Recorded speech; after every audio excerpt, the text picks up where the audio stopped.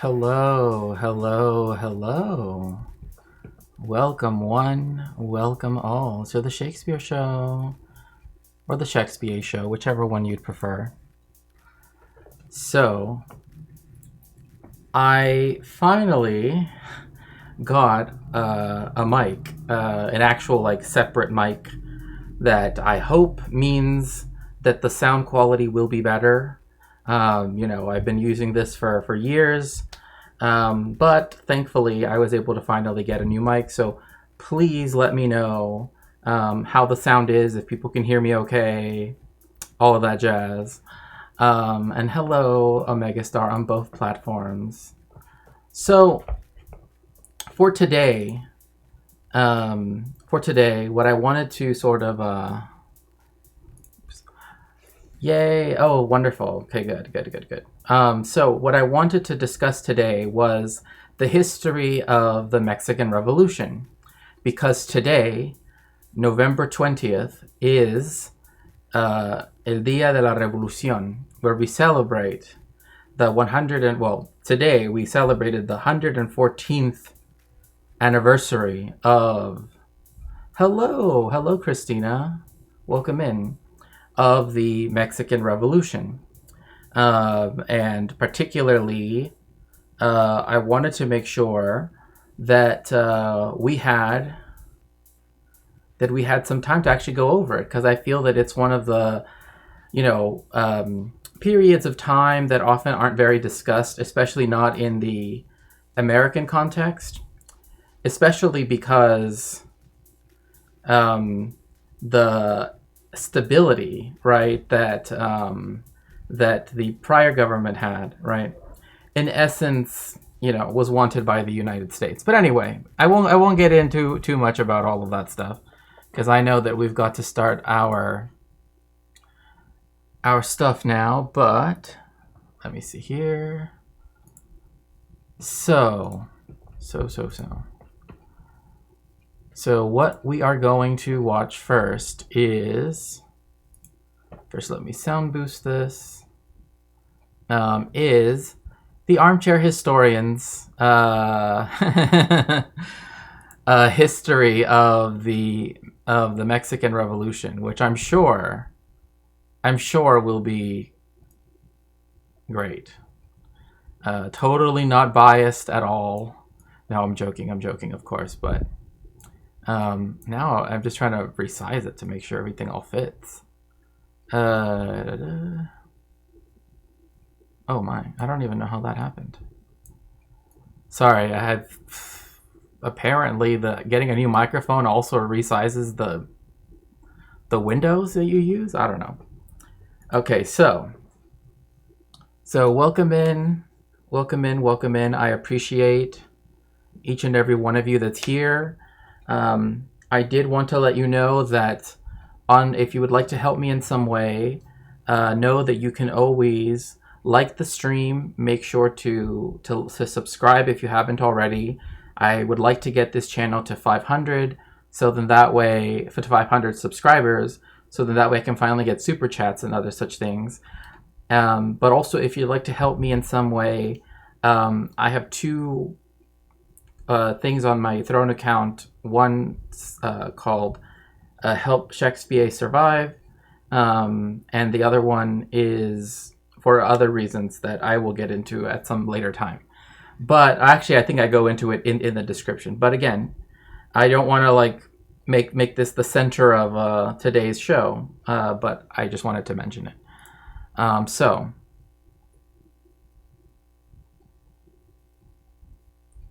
wait, what? Quick, come you with some interesting properties of the number 114. Okay. The year is 1876, and Mexico has been in chaos for over 50 years. After gaining... I know that I'm already starting with my typical, I pause a lot. Yes, I know I do. It's part of the game. It's part of the game. And by game, I of course mean just how I operate, I guess. But 50 years is an interesting time because of the fact that, one thing I've always found very interesting is that Mexico has to claim 1821 as the beginning of its independence, right? But the United States, even though it was not recognized as an independent country until 1783 with the Treaty of Paris, it gets to claim 1776. Does that make sense? Mexico has to claim the day that Spain finally recognized us as independent. America celebrates the day that they declared themselves independent, right? Hello, Quack Quack. Welcome in. I've always found that a bit strange. For me, I just like to go with 1810. I know people can say, but if 1776 can be considered the independence date of the United States, then I think 1810 is a good a date as any for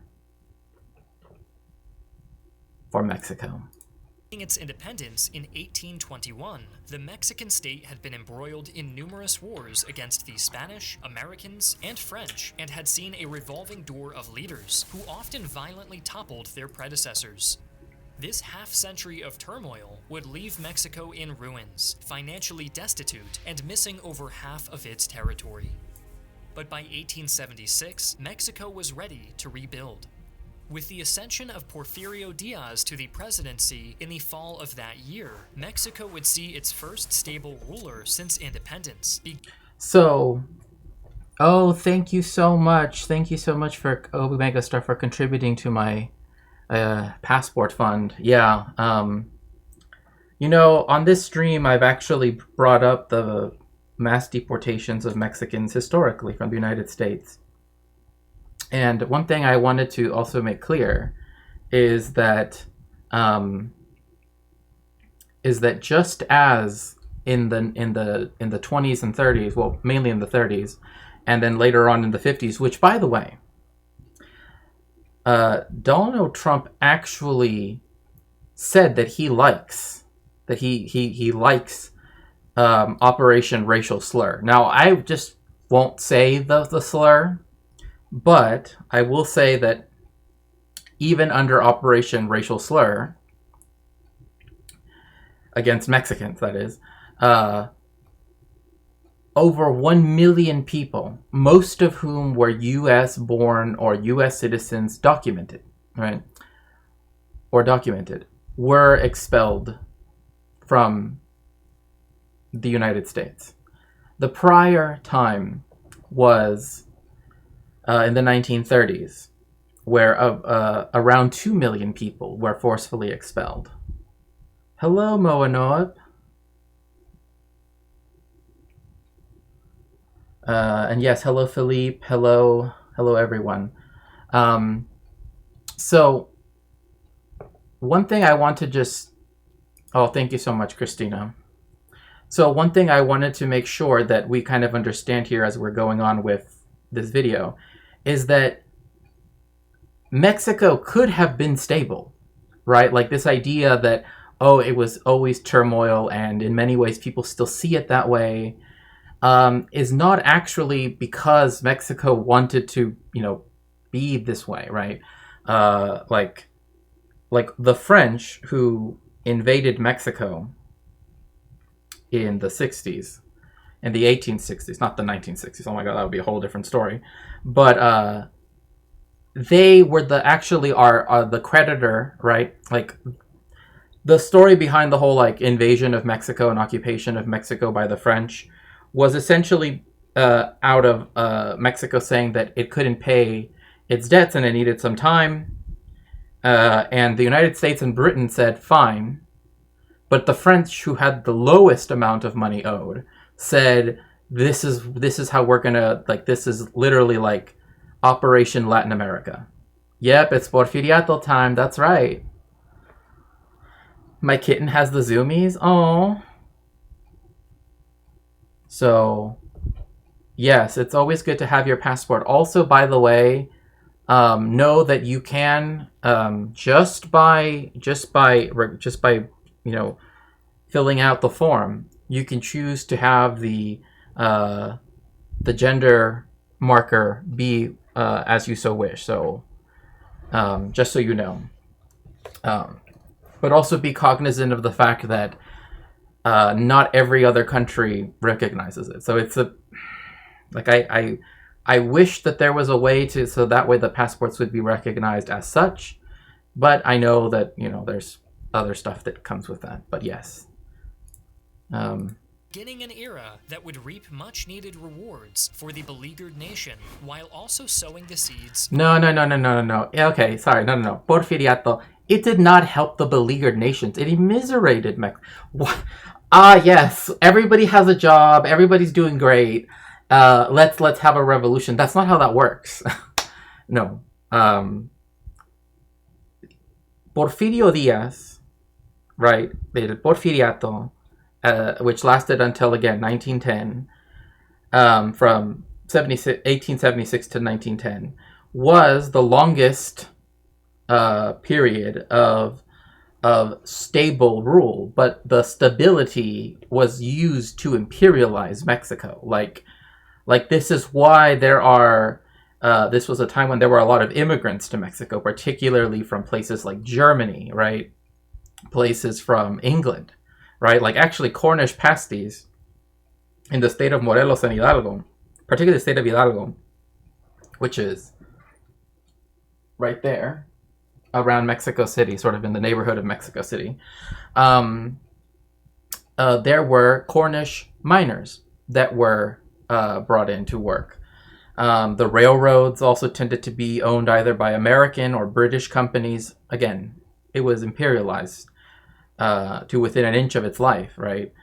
So, I am a they. Oh, that's awesome. Isn't this guy like Curtis Yarvin's favorite guy? This guy right here?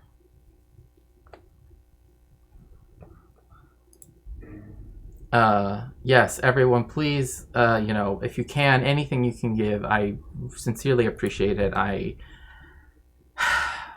don't even know what to say, honestly. I just have not been feeling very good. But yes, Mexico industrialized in a very limited way. It made money for the comprador bourgeoisie, but again, it immiserated the vast majority of the population, which were mostly landless peasants. So, of future conflict. Porfirio Diaz was a Mexican general who, in keeping with Mexican tradition, violently overthrew the US-backed liberal government that preceded. oh god. Oh yeah, it's like something everybody does. Why would you want a US backed? Anyway, just already. Um,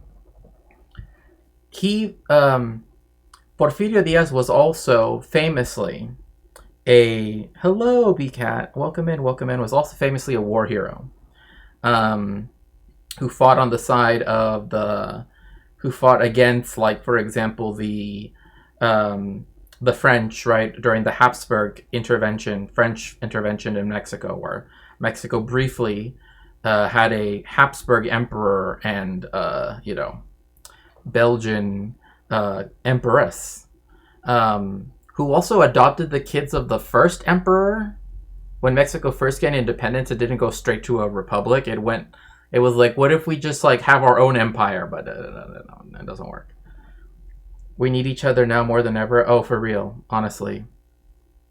But notice that when they say liberal and conservative, what the actual distinction that should be kept in mind is whether or not it was a gobierno centralista or un gobierno federalista. What does this mean, right? I mean, I think people can tell the federalist part, but it was, should Mexico be a unitary country, right, where all of its power resides within the capital, that being Mexico City, or should Mexico, not the United States, or should Mexico instead give power to its now 32 states? And this meant that conservatives tended to vie for a unitary government. Historically speaking, it's not exactly every single time. And in fact, it was the Mexican conservatives that wanted Maximilian I of von Habsburg to become the emperor of Mexico, right? The liberal faction under Benito Juarez, who was Mexico's first indigenous president. So, and in fact, I believe has been the only one that was indigenous so far. Everybody else was like, well, with the exception of Guerrero, who was our second or third president, because he was Afro-Mexican. But still, regardless, that's beyond the point. So Porfirio Diaz fought on the side of the liberals in that case, right? Because they wanted Mexico to be its own republic, to be free from French control, and also to have a new constitution, right? Even though Diaz had taken the presidency through force of arms, he did legitimately win the subsequent election of 1877. Promising to put an end to despotic rule in Mexico, Diaz amended the Mexican Constitution soon after taking office to ban the re-election of presidents in the country. Seemingly keeping his promise, Diaz stepped down from the presidency in 1880. Mexico appeared to be taking its first steps toward legitimate democracy, but not everything was as it seemed. Manuel Gonzalez, the man who succeeded Diaz as president. Okay, so it's related. I know what you're talking about, Jelly. La Guerra de los Pasteles was earlier. It was actually preceded by Hello Nero Riot. Welcome in, welcome in. That is known as La Guerre de Pâtisserie, right? Or La Guerra de los Pasteles, the pastry war, essentially. Mexico has pastry wars, which actually, now thinking about it, sounds like a cooking channel show or food channel show. But in essence, what it was the first French intervention, right? And it lasted from 1838 to 1839. So it happened just after Texas, gained independence. So it's, definitely didn't help Mexico, the fact that that they had a first one. But the main thing was that the first intervention, the La Guerra de los Pasteles, only had the French take over the port of Veracruz, which is Mexico's Caribbean port. And I say this because it was, culturally speaking, it is connected to places like Havana, right? Because it was the major port of commerce and trade and cultural exchange between the interior of Mexico and everything to its east, right? All the way up to Europe. So because of that, there are, like, for example, like Afro-Mexican songs that originated in sort of slave songs, right? Because Mexico did have chattel slavery, and indeed, like as we've gone over before, Mexico and Peru received more slaves, African slaves, than the United States ever did. So the difference was that after slavery was abolished, but even before that, there already was a lot of intermarriage. So anyway, besides that, because there is a song that a lot of people know, and it's called La Bamba, right?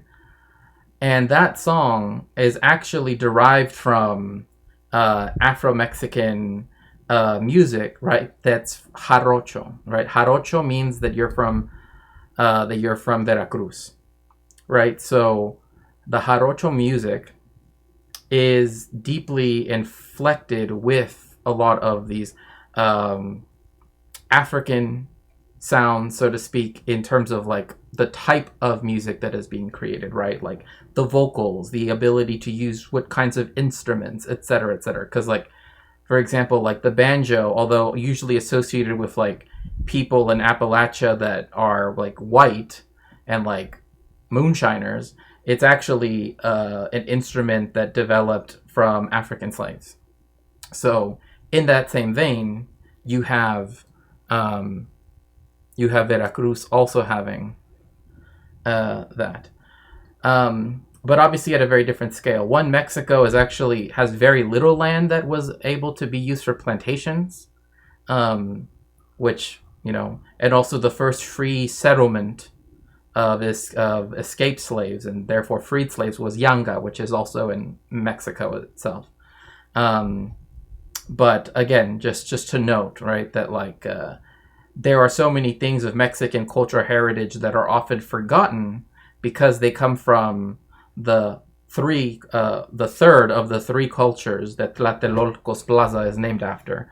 Most people recognize the European culture and, to a lesser extent, the indigenous culture, but the third one is African culture.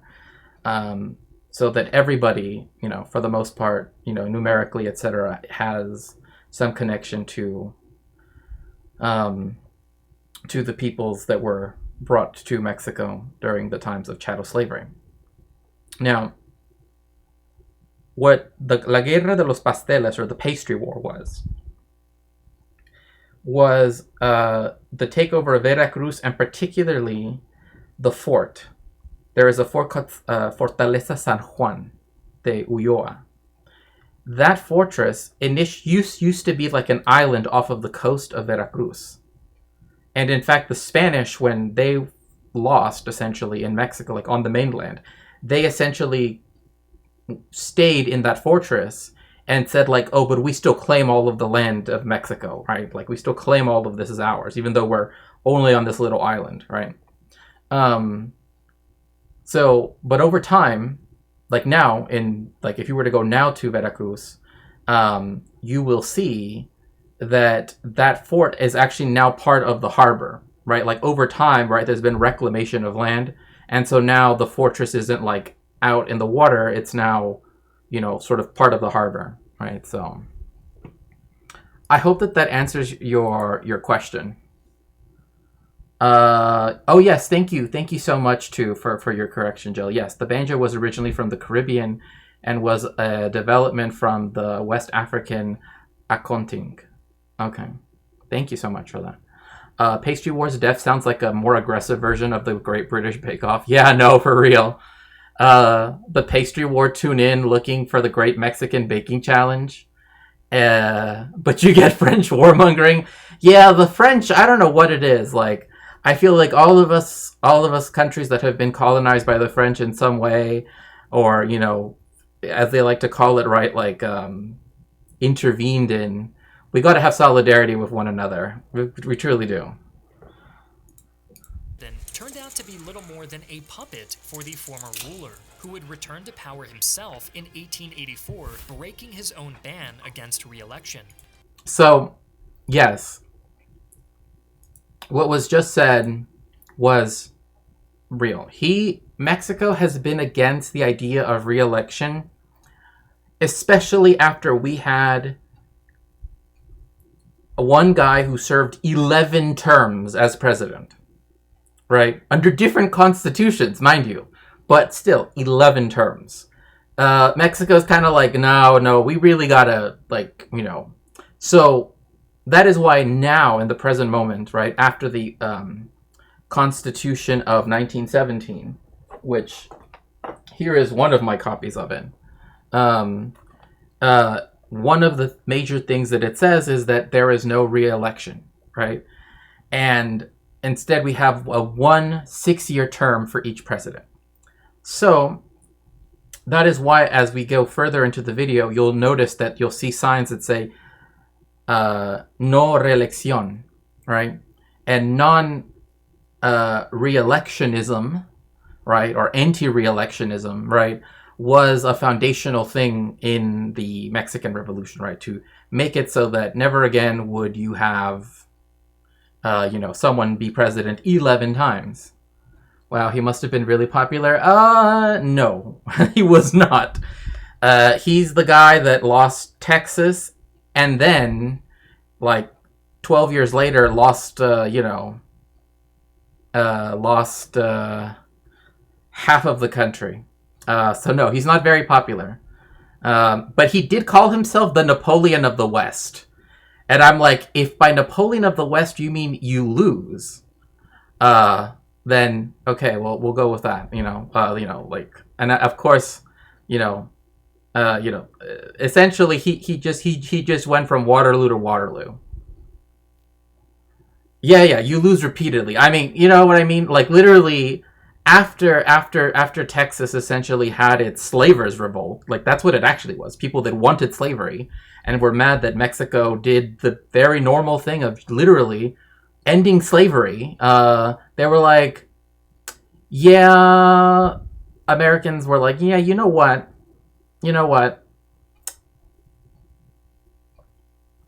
Mexico doesn't know what it's doing.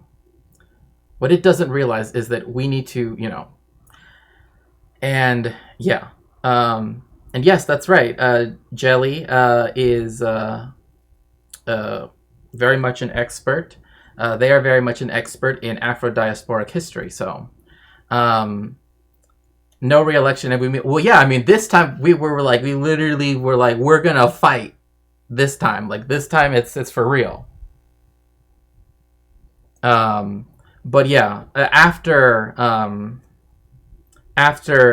you had the Santa Anna essentially be president 11 times, people were like, yeah, maybe we shouldn't have, re-election. But again, he ended up breaking his own promise. So African culture, both in general and various people that had a big influence on music, food, and Turtle Island, for some reason. Yeah, I wonder why. The The media scandal that followed may have proved problematic for lesser politicians, but for Diaz, the solution... Okay. I'm sorry. Maybe I should have said this earlier. You know, because I know people have problems with RuPaul. Trust me, I know. But RuPaul was right in that meme where it says, like, I better not see any fucking sombreros. Why is his avatar, like his little cartoon, wearing a sombrero, bro? Literally. I don't want to see any fucking sombreros, okay? I don't need that right now. was simple enough. He On him, I should add, like on him, you know. threw the press in jail and legalized unlimited re-elections. In the end, Unlimited re-elections. Oh, I wonder what his plan was. But yes, if you'd like to help me in some way, you can always go to my throne. There, you know, you can help me in more ways than one. But Porfirio Diaz would rule Mexico for over 30 years. While he stayed in power through unsavory means, Diaz's presidency was not uniformly bad for Mexico. Under his rule, what? Bro, you gotta be... It was not uniform. Yeah, if you were white and rich. I mean, literally, that's... literally, like, the only people who benefited at all during Porfirio's were, like, the people that he was willing to... I mean, at one point, he literally had a policy that he said he wanted to whiten Mexican culture. I'm not even joking. Like this is the language that was used. And it was actually at a time that there was a faction of people called los afrancesados, right? The Frenchies, right? Literally. Or like the, you know, people that wanted to make Mexico kind of like what Buenos Aires is now, right? Where they kind of act like they're Parisians anyway. Like somehow they act like, yeah. Oh, trust me. Hello, Christina. So what ended up happening is during this time, again, like I said, a lot of imperialism, a lot. Most of the railroads were owned by Americans and British people. Most of like the ports were owned by French, etc., etc. So the working classes, yeah, you lived in Buenos Aires, like that's what they wanted. In fact, there actually are menus. There are menus of that time where you actually can see patas de rana. Literally, well, sometimes it would be in French, right? But literally frog legs. Like, I'm not even joking. Oh, thank you so much for shouting out Jelly Like Jam. Do make sure to follow them.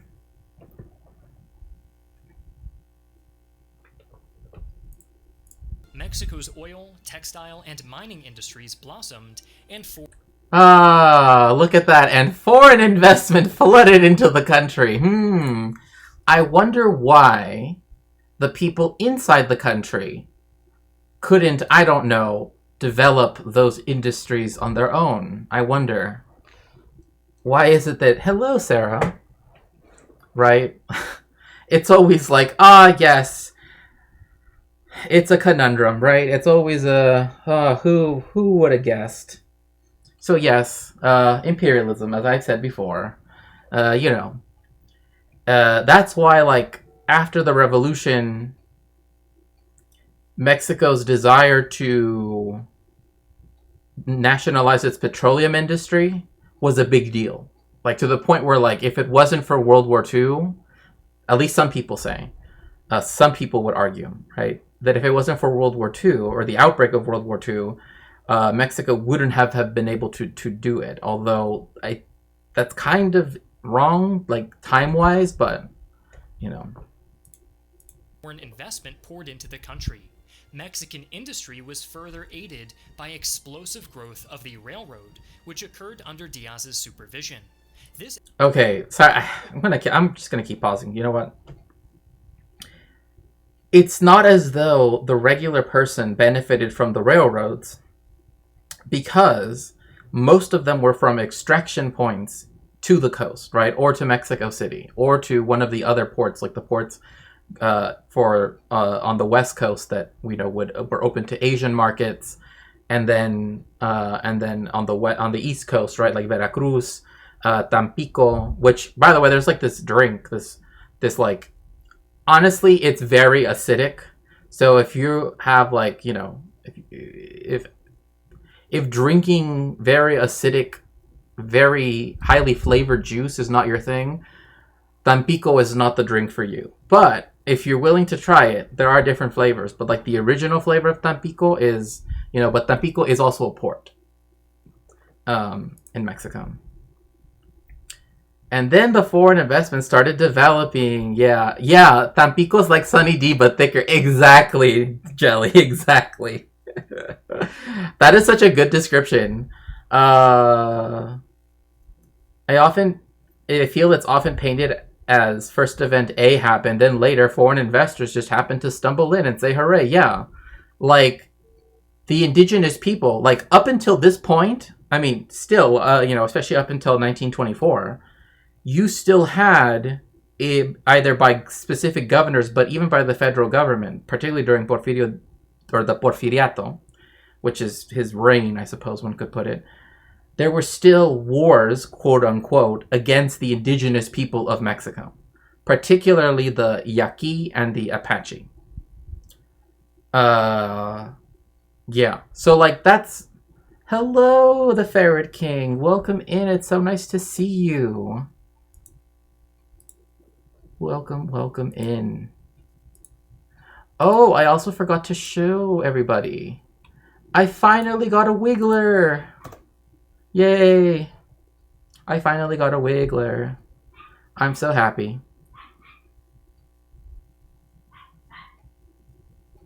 Do you want Fanta? I mean, you know. Isn't it so cute? I love it. It's just, I don't know, it's so cute. Extra economic activity allowed Diaz to pay off Mexico's external debt, which had plagued the nation since its founding. Oh my gosh. Oh, wonderful. Oh, thank you. Yeah, it was able to pay off its external debt. I wonder how that was even negotiated. It wasn't like, I don't know, like all of the railroads were just given away, essentially. Or the ports, or, you know, the... Oh, that reminds you? I might be part Lipan Apache, so good to know. Funny, considering how I'm often labeled as Mexican. Right, and that's another thing, too, like, the Mexican border, right? Pardon me, not the Mexican border. The United States border wall, right, which only has existed since 1995. Oh, here we go, and you're right. Thank you so much for getting us started with a subscription.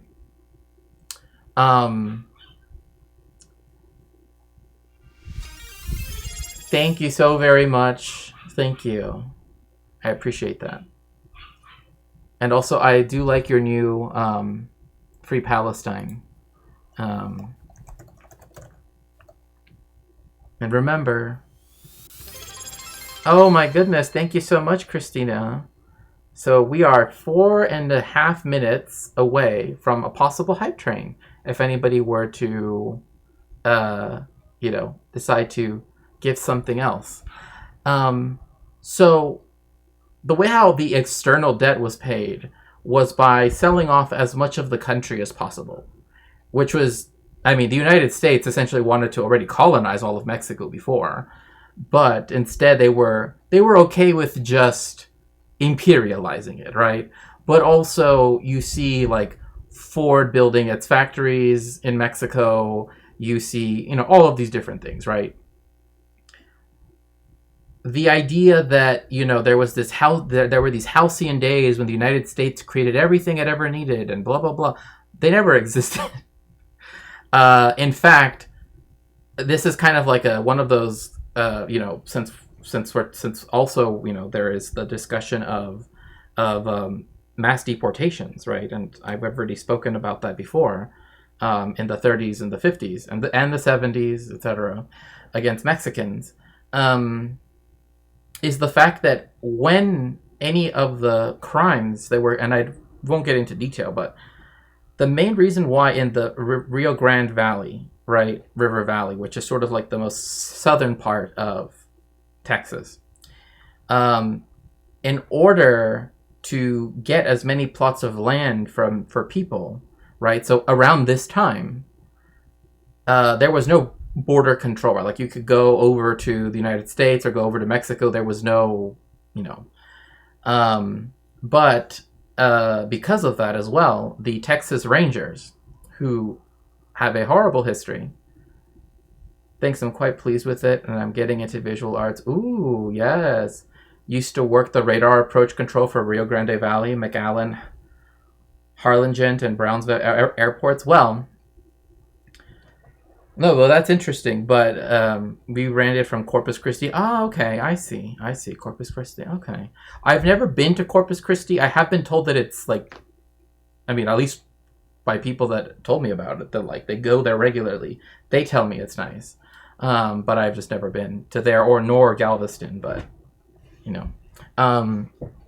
but anyway, what ends up happening is actually you enjoyed your years in Corpus. Oh, nice. That's good to hear. I'm glad that that you had a positive experience and everything. Oh my goodness. Yay, thank you so much, Ski Dilly Spooch. Oh my goodness, now we're gonna have a hype train. Okay, I guess. Woo! Ew, isn't it just... Okay, I have to get out our hype train song because, Let's see if I can find it, because if I can find it in time, because I keep losing it for some reason. Even though I have it as a playlist. I don't know why it's not... I don't know why. Oh, thank you so much. I really appreciate that. Come on. Oh, there we go. Oh, good. I found it this time. Okay, hope everybody's ready. Okay, for this hype train. Okay, we're gonna... We got Ben Shapiro in the house, of course. Oh my goodness, thank you so much again, Christina, for the 100 bits. Ooh, is that a little narwhal? Oh no, it's a snowman. That is so cute. Okay, come on, Ben. Now we're gonna do something we haven't done in a while. So over the last week or so, there's been a lot of attention paid to a music video. We're gonna get into in just 1 second. Yes. Hi, full of Nicks. Big Hey, dick, big dick. Big old dick. Narwhal snowman. Three big balls. Look like we played in tennis. He got Big dick. I think his name I Dennis. jerked his dick until that N-word finish. His dick big and green tastes just It's like spinach. Dudes. I love when they send me all the nudes. Had to make That's how we're blue. He didn't have a clue. He's sliding in. Now, better stick of butter. So the big dick swinging up in the motherfucking hallway. Yes, we're all gay. We liked it. I like his ass cause it's thick. Thank you, yes. Until I shit and dick is dry, so therefore I spit on the tip. And it gets Significantly more vulgar. like A lot more.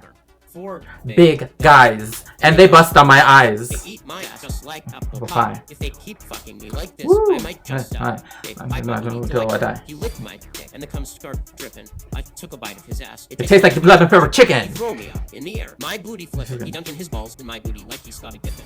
Met the N-word last night. And I wrote His dick like a bike. He's so thick, he looks like a dyke. But let's say His hypothetically. name Mike. Jordan. He fucked me No while recording. He sent me Butt pics this morning. Hands down, the greatest news I received. I love when I received his BBC.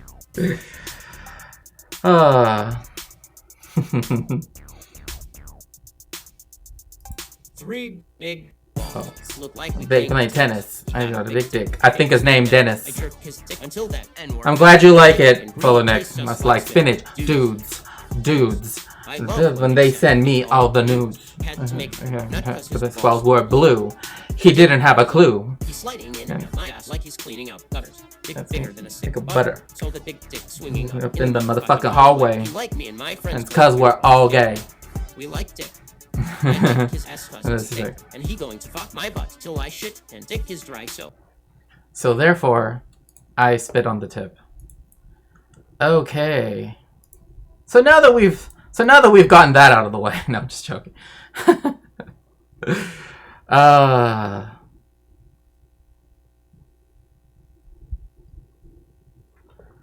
Let's see. Did we hit? Oh, we still have a little bit of time. Yes, thank you everyone so much for the hype train. I really appreciate it. I started using it. After I started streaming, my YouTube playlist library has been growing way too much. I haven't noticed how confusing. Yes, thank you so much, chat. Yes, we did need that. We needed something to lighten the mood up, for sure. For real, though.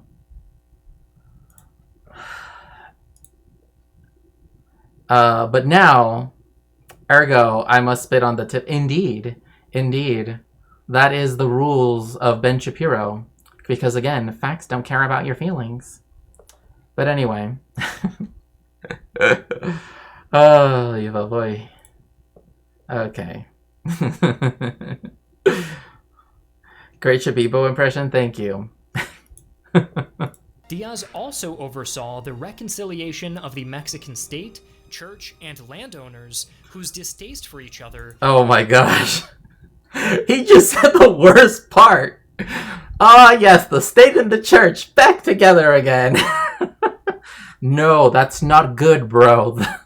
They literally, this ended up causing a literal civil war called the Cristero War because of this. This is not good. And definitely not the landowners. Yeah, the landowners, got millions of acres, but it helped them overcome their differences. Oh, I bet it did with all of the peasants that they, suddenly got, Had led to conflicts in the past. Before we continue, a special thanks to the sponsor of today's video, Starch Entertainment Freeze. However, Diaz was making enemies, while his centralization. Yeah, he already has one enemy, me right here. He's already my enemy. Transtemporally, I'm his enemy. Of Mexico brought some benefits. It also curtailed the power of individual Mexican states. Bro, are you serious? You're seriously gonna do your thing about the conquistadores? What? You know what? Fine, whatever. It's fine. Displeasing many local elites. I mean, they're local elites, all right, but I don't know what's happening with her hat. I never seen a hat like that before. It's I don't know how it's that big. Who even has? Oh, you can barely see it. Oh, no, I gotta show y'all this hat. Look at this hat. Look at this hat. It's bigger than her whole body. My goodness.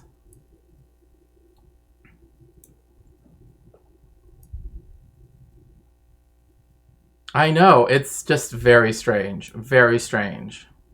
But, I mean, she got a big old hat. That's all I know. And you know what? She's the evil one in the telenovelas. You already know which one I'm talking about. You know. You know if you know. Hi. Hello, Piffle Cakes. From the perspective of everyday people, Diaz's reign also had issues, as it saw the massive expansion. No way. You mean empowering the capitalists, the reactionary church, and centralizing the state apparatus led to problems? But you said foreign investment was at an all-time high. So that means there's a problem with your previous thesis about the foreign investment. I don't know, just saying. I don't know anything over here, but you know what? All I gotta say is, as long as my grandfather's recognized for inventing spaghetti and, linguine and rigatoni, all of that stuff, and bringing electricity for the first time to Mexico, only then can I even begin to recognize that there were problems at the turn of the century in Mexico.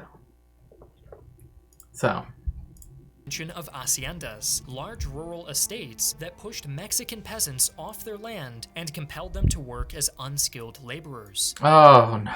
Wait.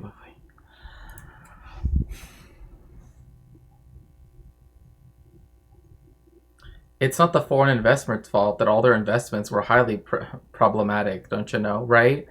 Yeah, so yes, the enclosure of land and the removal of land held in common, which by the way also happened in Texas against Mexicans, because Mexicans have had a tradition of working land in common. And America was like, we can't have that. We literally cannot have people thinking that they can care about each other, and so when barbed wire was invented, right, there was a saying, que cuando llegó el alambre, entonces llegó el hambre, right? So, essentially saying when the wire, right, the wire came, right, razor wire, then came hunger. And that's because they literally started parceling up the land in South Texas, but also this was also happening in Mexico. But in Texas, it was particularly, it was done to ethnically cleanse. I think that I actually feel comfortable using that term. I mean, not because of the term itself, but because of what the United States did, right? To ethnically cleanse as much of South Texas, to literally sell it off to mainly southern white farmers that wanted new land. So you see over time, like in the late 19th century, like essentially like the 1890s, most land plots are quite large. But you see essentially a tripling of the population of Anglo settlers. And you see an increasing amount of dispossessed Mexicans who are now forced to be unskilled laborers. So this is why I was trying to mention this earlier, but like, even when there were, crimes committed against, literally murdering Mexicans in South Texas, it wasn't seen as a problem, insofar as it was only seen as a problem that might harm commerce, right? They were like, oh, if it gets out that, these white people are over here, like, well, all sorts of people, sure, fine. The Germans, the whatever, yada, yada, yada. All of them, right? All of them, that they were committing crimes and literally, like, murdering people, literally for anything. Like, there is a case of, I remember his surname is Garcia, but essentially they covered the whole thing up. Like, essentially, there was no way for them to, even though the police had asked the local precinct if they could put Mr. Garcia in their prison, because I kid you not, they were going to handcuff him to a tree. Not even joking. But because the Texas Rangers got a little tired, after riding around, all day, right? Even though they put him in that jail, they still found a way to make it so that not only was the fact that he was they lied to the point where they said that they saw him in Mexico, that they saw him across the border. I'm like, what? You got some binoculars and you're looking out for, like, right? And so even though everybody was like, no, he's not there, because you can go ask, they were willing to cover it up. And, unfortunately, really we only have the historical record. Like, they were never prosecuted. Nobody was ever prosecuted vis-a-vis that particular incident. But the way how they saw it was, the way how the people at the time saw it was not as it's a bad thing for the people, right, for Mexicans.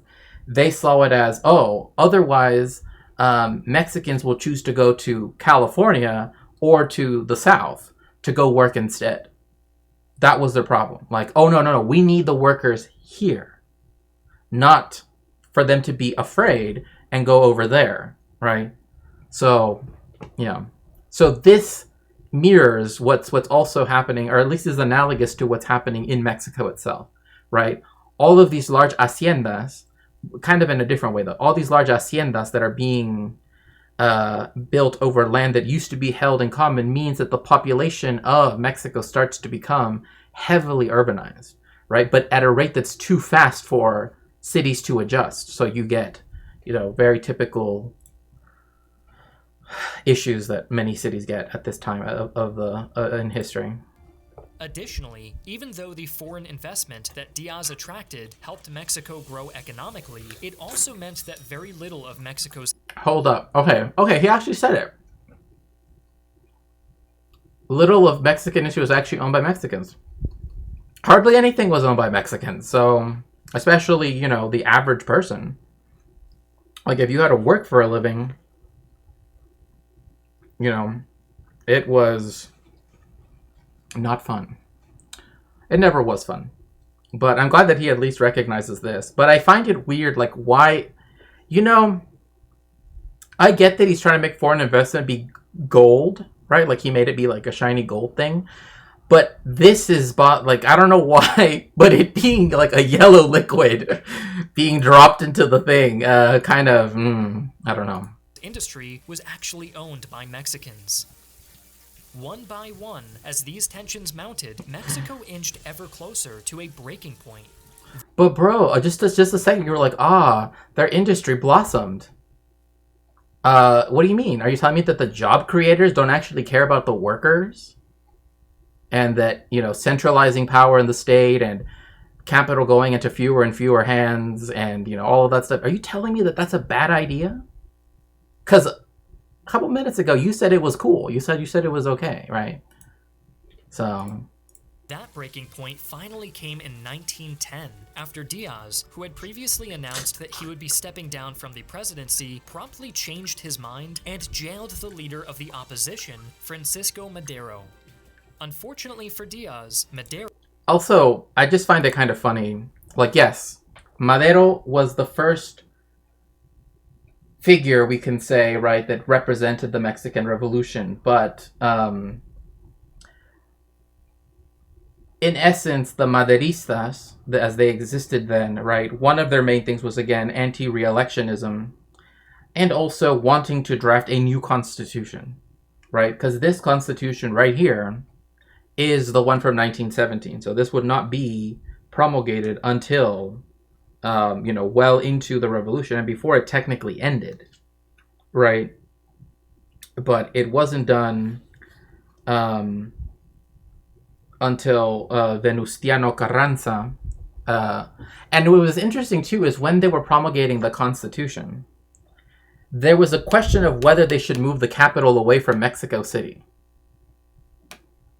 And it's interesting because then that would have made Mexico the country, Mexico the state, and Mexico City the city be three non-capital entities, right? Like, but then they wrote in the Constitution, you know what? You know what the solution is?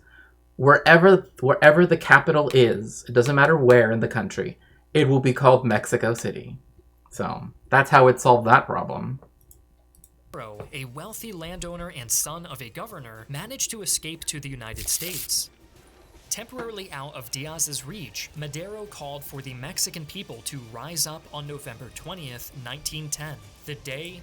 Exactly, and that's why today it is perfectly okay to say, keeping within our historical traditions, Viva la Revolución, right?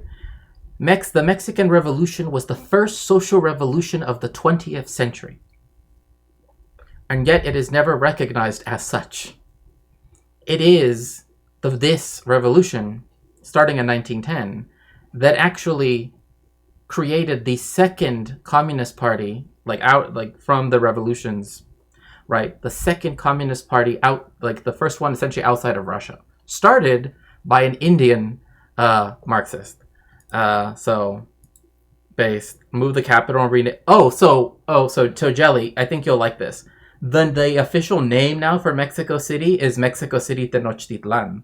So technically speaking, if they were to move it, it would literally just become Tenochtitlan, which I prefer. I would prefer it being Tenochtitlan. But that's just me. But they were gonna move it to Querétaro, which is where the Constitution was promulgated, because during the Revolution they didn't have access to Mexico City yet.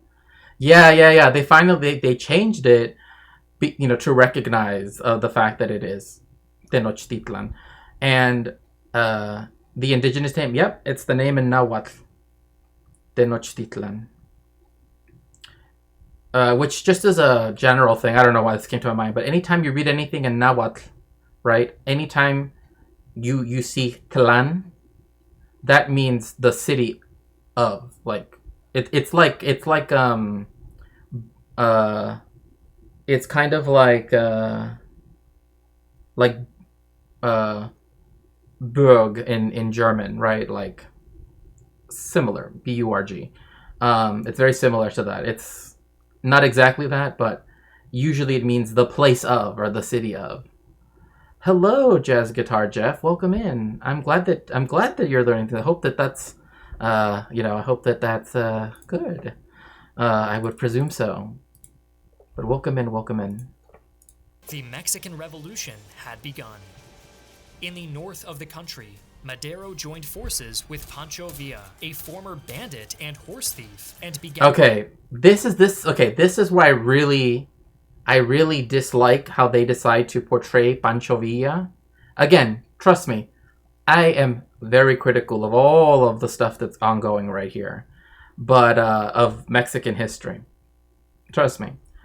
But I always hate how they always want to label him as a bandit. Again, not saying that he did not do, some of the things that he's accused of doing, but at this time in the United States especially, just like how there are other epithets like terrorist, for example, right, that are used kind of willy-nilly, by the United States to just mean like anybody that isn't,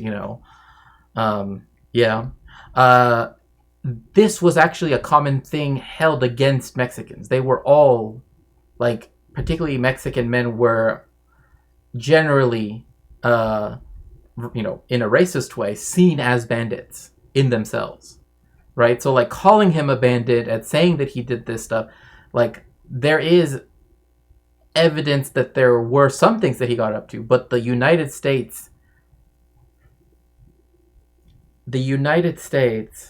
deciding to recognize him, or deciding to denominate him as a bandit, comes at the same time that any person, and I'm speaking particularly using Texas as the example, was considered, when they would, and Jelly, I know we've discussed this before, right, when they match the description, right, which is like a Mexican man, right, literally, like that was pretty much what they would always say, that would immediately come with the idea that they were bandits, that they were thieves.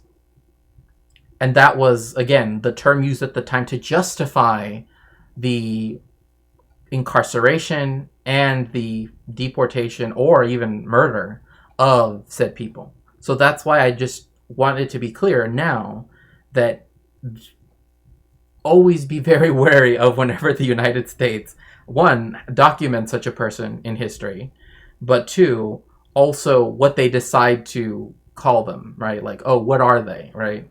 Because it's often, used as a, yeah.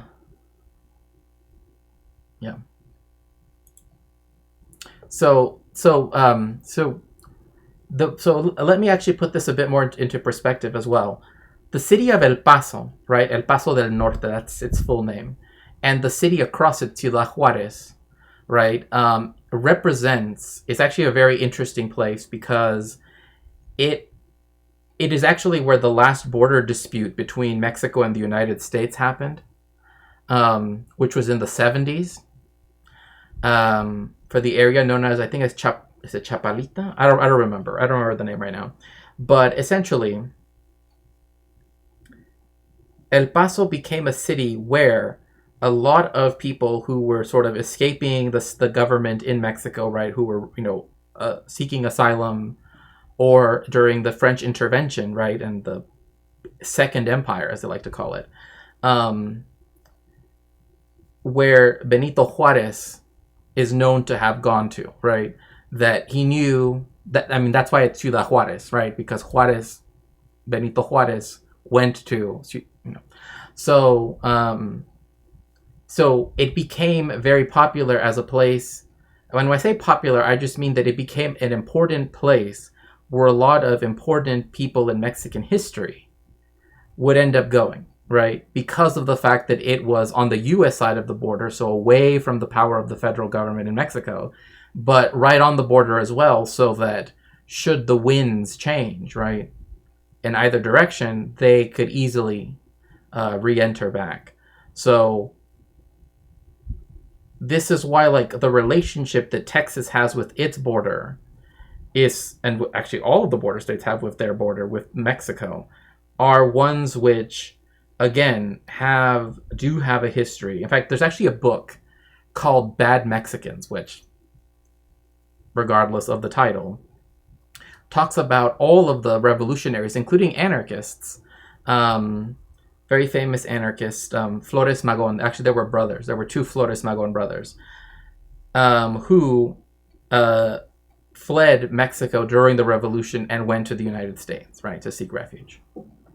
And yes, please make sure to hit the like button. Make sure to subscribe. Yeah, tool of propaganda, dehumanizing terms. Exactly. Please make sure to also subscribe if you're on YouTube. Make sure to leave a like. And yes, if you'd like to be without having to worry about ads on Twitch, you can always do so by either using your free subscription using Amazon Prime, or by paying $6 to get an entire month ad-free. So, fighting against federal troops. In the South, peasant revolutionary Emiliano Zapata began his own rebellion inspired by Madero's promises of land redistribution. Okay, this is actually, I'm actually glad that this is mentioned. One of the central things, and I've said this many times before, right? This is not the first time I've said this, nor will it be the last. Land redistribution is one of the central things that any revolution has to be trying to do. Because, one, not only, for example, must the indigenous people be given, right, and recognized for their, for the fact that they safeguard the land, right, but also, right, the workers should not be subjected to, right, being peon in una hacienda, right?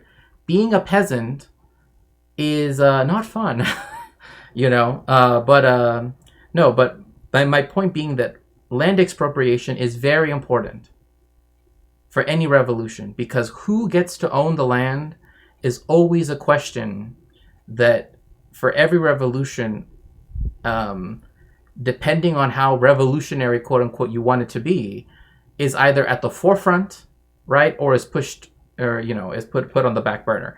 A lot of times it is put on the back burner. I'm not saying it's every time, just saying that some of the times it has been, right. And what I mean by this is all of the wars before, like, the wars of independence, did not consider redistributing land, right?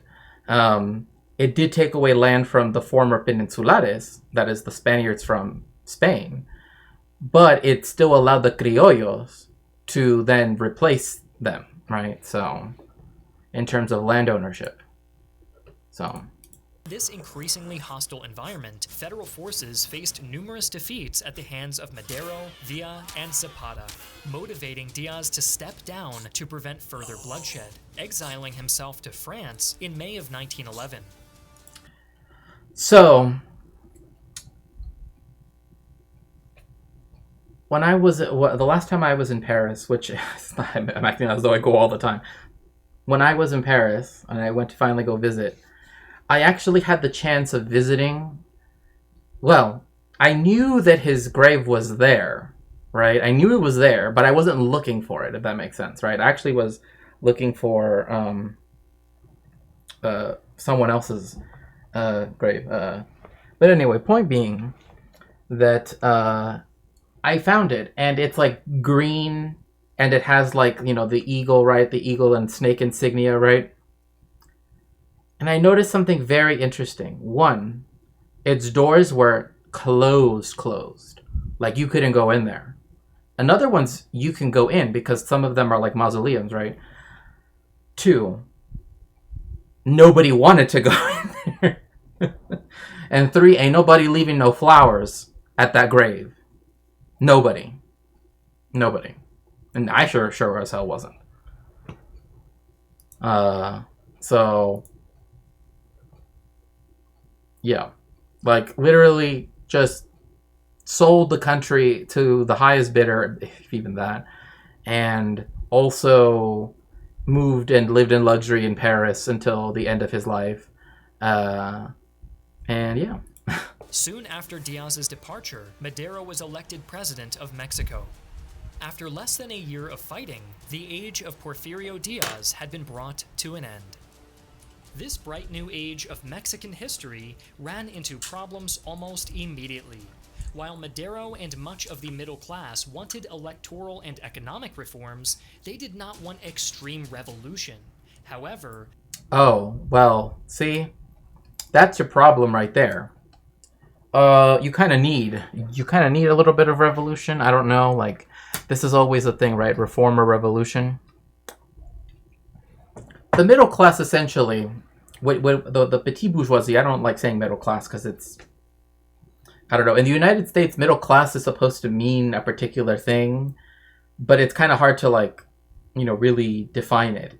But the petit bourgeoisie essentially wanted a chance for the larger capitalist firms and, you know, landholders to reduce in size, so then that way they could participate in, you know, the capitalism, quote unquote, right? They didn't want a revolution, or rather, they did the petit bourgeoisie did not want a revolution that would have given more power and more economic rights and land ownership to everybody else, right? So that is why, even though the first part of the revolution is the Maderistas, right? They wanted social reforms, but contained, right? Zapata in particular, one of his main things was land redistribution. That is why, for example, he still remains an important figure even to this day, both in regards to the Zapatistas, right? But also even in other leftist spaces in Mexico and also elsewhere, precisely because of the fact, like, for example, I don't know, I talked about it a little bit the other day, but Ayotzinapa, right? The normal school from whence 43 normalistas, or Ayotzinopos, as they're also called, were disappeared by the collusion of 4 levels of you know, the municipal police, the state police, the federal police, and the army, you know, the armed forces in Mexico. They all, and the government, all worked to disappear these 43 students. And it has been 10 years since it happened on the night of September 26th to 27th. And to this day, we have not one idea, like not even the slightest hint of where they could be. And only, the only person that really even got, like, you know, got prosecuted was the Attorney General, right? But his, like, the head of CISEN, sorry, I know I'm going off on a little tangent. You know where he's hiding out? You know where he decided to seek refuge from justice? The state of Israel, of all places. Who would have known, right? So, I don't know, just interesting. Madero's hope for a limited revolution had become increasingly untenable as decades of simmering discontent boiled over, and the revolution began to slip out of his control. See, I really dislike this because it's making it seem like Madero was like America likes to do this, okay? And I've mentioned it before to other people, but like you even see it where like the United States kind of will almost seem, or sometimes will talk about Trotsky as though he were good. I mean, not good, but you know, like good in relation to Stalin, right? Again, this is not to discuss, you know, but they will often depict him as like, you know, especially like if you have like Animal Farm, right? Where Trotsky is kind of like thrown out of the farm, right? And so then, you know, you have the, you know, but it's always been fascinating to me how the United States likes to do this, right? Where it will sort of say, well, you know, the revolution would have, or whatever would have been okay if they would have just stayed to this, right? Another thing that this also happens with is the Second World War with the Germans, where it's like, had they, you know, oh, what they did was horrible. However, blah, blah, blah, right? Like, if they had only done this, it would have been different, right? They hadn't done... Didn't Trotsky do a lot of the bad Stalin shit? There's actually a very famous description of him wearing like all leather, right? Like, and him writing literary criticism, right? As he's driving around in his like steel vehicle, right? Around Ukraine while he was doing some of the, yeah. So, you know, there's that.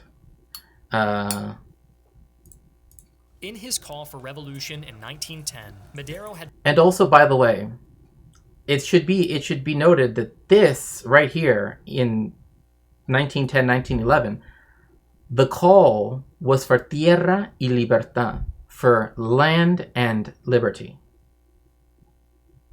right? Which would later pop up, for example, in the Russian Revolution, right? The October Revolution, as land, peace, and bread. So you can see why at this time in particular, but also just after the revolution, I kid you not, there is a New York Times headline, and you can go look for it, please do, where the way how they describe Mexico is Bolshevik Mexico, which I'm only like, I wish. Leather Daddy Trotskyists. I mean, you know, promised land redistribution to the poor, but with armed farmers now roaming much of the Mexican countryside, Madero demanded that the peasants disarm before any land distribution went forward. Oh my gosh, I've never seen this video. I have never seen it play out like literally like a video game. Like it's literally like Pokemon. A wild Emiliano Zapata appears. Like, bro, you got... First of all, I don't know how I feel about someone being described as wild, just because they're Mexican, but, you know, maybe that's just me being overly sensitive, but I don't know. It doesn't seem right to me. Like, see, if you see here, right, a wild Emiliano Zapata appears. Like, it's literally like Pokemon, like, bro, like, it's not like Pokemon. But yeah, like I like how like their issue is like, oh, los campesinos, right? The farmers and the farm laborers, they are with weapons, right? And that's what's bad. No, that's not what's bad. Why are they this? Why is it that they want the promise of land redistribution to be at the center of what they get? Because they hardly got any benefit from most of the reforms in the beginning. So this perceived betrayal was taken especially poorly by Emiliano Zapata, who rose up against Madero in 1912. In response, Madero would send one of his generals, Victoriano Huerta, to put down Zapata's rebellion. Bro, okay, look. I gotta be real with you right now. Saying that Huerta burned a Zapatista village, that's not right. That's not right. Like, I don't know, something about that wording, that phrasing is just not like it's like, oh well, he represents the state and he's going against this, rebellious, person that wanted of all things for the people that worked the land to be able to enjoy the fruits of their labor. But I don't know, there's just something about this last part especially that's just kind of like, this state violence has not ended vis-a-vis the Zapatistas. It still continues. In fact, there are marches that happen even the last time I was in Mexico City. Calling for an end to the violence, because the Zapatistas have essentially not had a reprieve from state violence since 94. Rebellion, which would prove easier said than done. By early 1913, with battles still raging against Zapata in the south and the chaos of the revolution still uncontained, support for Madero began to falter. The United States began to worry that the instability in Mexico would be... Oh, no. Oh, the United States began to worry. Okay, yeah, that was its... it was concerned. Yeah, that's totally the reason why. It was like, oh, this... America is worried about its sister nation, right? Yeah, that's totally the reason why. Also, I don't mean to be pedantic, but in this case, I will. Hello. Oh no, you know what? Never mind. Hello, Mordant Inky Cap. Welcome. Concerned U.S. Right? I'm just like, okay, fine, whatever. Like, that's not true. The United States wanted to colonize the entire country back in the 1840s. I don't see why they would be concerned about it now, right? Especially if it didn't benefit them in some way. I mean, I don't know, but it'll get into why. But also, Baja California Sur didn't exist yet. Just putting that out there, because he has all of the present day states, but Baja California was just one state at the time. For their business interests in the country, and began to wonder if... Oh, their business interests, so that's why they were concerned. So let me guess. America tried to help redistribute the land with the peasants? Because that would be the correct thing to do. But I highly doubt that's what America did. Interest would be better served if someone else was in charge. Someone like Victoriano Huerta. As it turns out, Huerta didn't need much convincing. I mean, imagine someone like the United States comes to you and it's like, we're literally one of the most powerful countries on the planet, and we want you to essentially, run our client state, and you can do pretty much whatever you want. After he just attacked the Zapatista, the Zapatista rebellion, right? Like, of course he didn't need convincing. I mean, he was already given free reign to do whatever he wanted, militarily speaking, right? Extrajudicially speaking. So what difference would it make, But this is where the Mexican Revolution, right? Although I would say even from the beginning, right, the concern of the United States for its business interests, which has always come first when it comes, like the United States does not care about Mexico's people, right? It doesn't. But its business interests, right?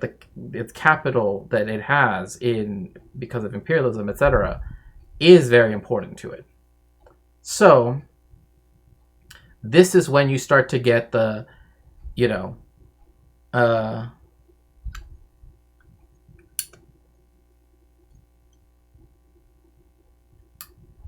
so this is now when you begin to get much more U.S. intervention. They already tried to take over the whole country. Now they're gonna not try to take over the whole country, but also still have a say in everything. In an agreement signed at the U.S. Embassy in Mexico City, the United States and Huerta agreed that Madero would be deposed in a coup, which ended up leading to the death of... Look, you know what I mean? It's like, I like how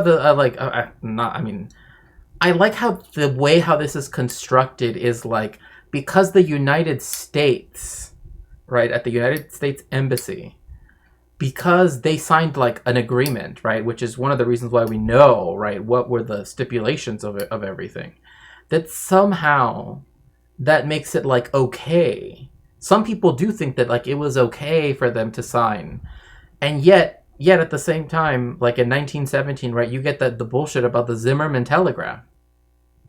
Like Mexico was never going to invade was never going to invade the United States. That's just,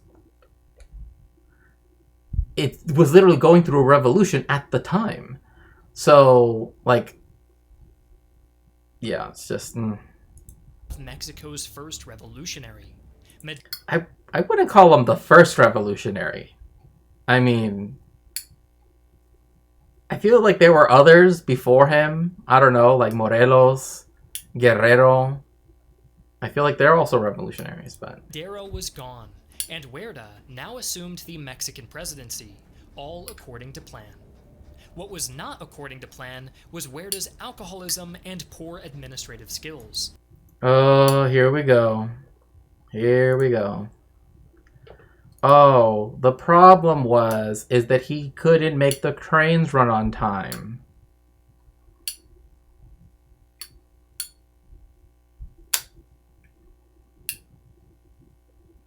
The expediency of America's imperialism should not be the concern of anybody. But, I don't know. This unfortunate combination of traits led to Oh, don't say traits. Don't say traits. That's just... Now you're essentializing him.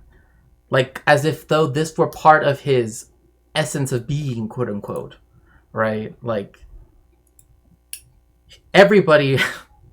One, okay, the fact that he drank, fine, whatever. That's really whatever. I don't really, but like the poor administrative... Oh, Americans love to talk about literally everybody else in the global South in this way. Those traits. Oh God, it's just. to vocal opposition to his rule almost immediately. Chief among these critics was Venustiano Carranza, the governor of the state of Coahuila. By the way, like an inordinate amount of Mexican presidents have come from just this one state. And it's not even like in the central part of the country, right? So this is where most of the people live in Mexico, right? In the central part, the colonial heartland. Coahuila's way up here, right? It's one of the states that borders Mexico. Its main border crossing city is called Piedras Negras, right? But again, like I said, for some reason, just an inordinate amount of Mexican presidents have come from just that one state, which is interesting because it was part of, like, back when Texas was still part of Mexico, Texas was part of Coahuila. It was called El Estado de Coahuila y Texas. Yes, I hope everything works out. Getting your passports. On March 26, 1913, Carranza went from critic to rebel when he called for the removal of Huerta and launched an armed uprising from his base in the north of the country. In this endeavor, Carranza... Look, oh, no, wait, now you guys are like Yu-Gi-Oh? Bro, can you not? Okay, look, I get it that there are different ways to teach history, but obviously there is this is not like academic history, right? This is a collection of factoids being, blah, blah, blah. But even so, like, first, you have a war crime being played out as if though it were a Pokemon game. 1. 2, now it's Yu-Gi-Oh? Like, I don't know. Like, I don't want to know what trap card is going to get activated. Like, you know what I mean? Like, oh my gosh, this is just... Carranza was joined by Pancho Villa, who had spent the previous years amassing a sizable force, and newcomer Alvaro Obregón, who was appointed by Carranza to lead his army in the north. So, one thing that's interesting is that people have said that Alvaro Obregón, right, was actually Mexico's first Irish president, because it is said that whether or not it doesn't really matter to me, but that his surname is Hispanization of the name O'Brien, right? So it became Obregón as a way to, say O'Brien, but in Spanish. So Alvaro Obregón. And another state that a lot of people have come from. In fact, at one point before the Gadsden Purchase, which is this area called La Mesilla, right, which extends from El Paso, well, not including El Paso, but like southern New Mexico and Arizona, right, all the way up to Yuma. In fact, there's actually a town named Gadsden in Arizona, as far as I can remember, or it might be in Cal. No, it would have to be in either one of those two states. Anyway, point being that, which was before 1853, right? There was a city in southern Arizona where, I think Arizona, maybe it was New Mexico. Well, it doesn't matter. The point being that city, which was essentially as far flung as you can get, right?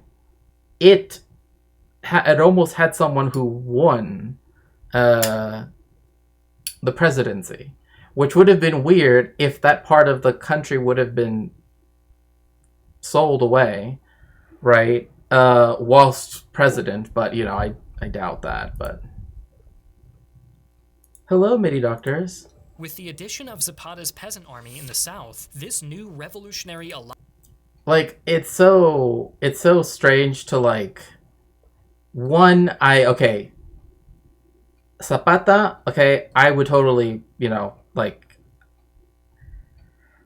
I would totally want to make sure that people are clear that he keeps calling it his peasant army. It was, but the way how he's saying it is just like, I don't know. Like, it's like, how do you, like how you say it also. Again, Zapata was the person for whom land redistribution was the most important thing, right? Like, again, and this is why people who tended to be campesinos, right, also tend to be more indigenous. Also Afro-Mexican or Afro-Mestizo, right? So the people who under colonial society were not able to own, the land that they worked on, etc., right, and were relegated to some of the lowest jobs possible, right, is who Emiliano Zapata is representing, right? This is why this is why the Zapatistas, for example, although they are not an explicitly indigenist movement, right, but definitely one which is connected with indigeneity, right? This is why they use Zapata as a kind of as their sort of most important revolutionary, right? Alliance sought to surround Huerta and forcibly remove him from power. In more bad news for Huerta, the United States, despite backing his original coup less than a year prior, switched sides and threw in their lot with Carranza's alliance. Oh my gosh. Oh, the United States just loves getting into like, you don't even go here. You don't even go here. Okay? Go home. But let's see this. Since 1914, Germany had supported... Oh, no. This is dumb. This is Zimmerman telegram stuff again.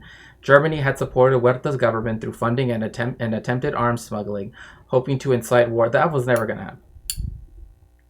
That was never going to happen. Literally, it was U.S. backed. Like, you know what I mean? It's like if you just think of if you just think about it, both Carranza and Huerta were U.S. backed. It's just that they flipped sides, a year later. That's it. Like, that's the end of the story right there. Like, there was never going to be any Mexican invasion of anywhere, because there's still a revolution going on. Huerta was slowly being backed into a corner, but he wasn't defeated yet, and fierce fighting continued into 1914. Huerta's situation soon grew untenable, however, as American troops occupied the port of Veracruz. I wonder why the Americans felt like they needed to take control of the port of Veracruz. I wonder why.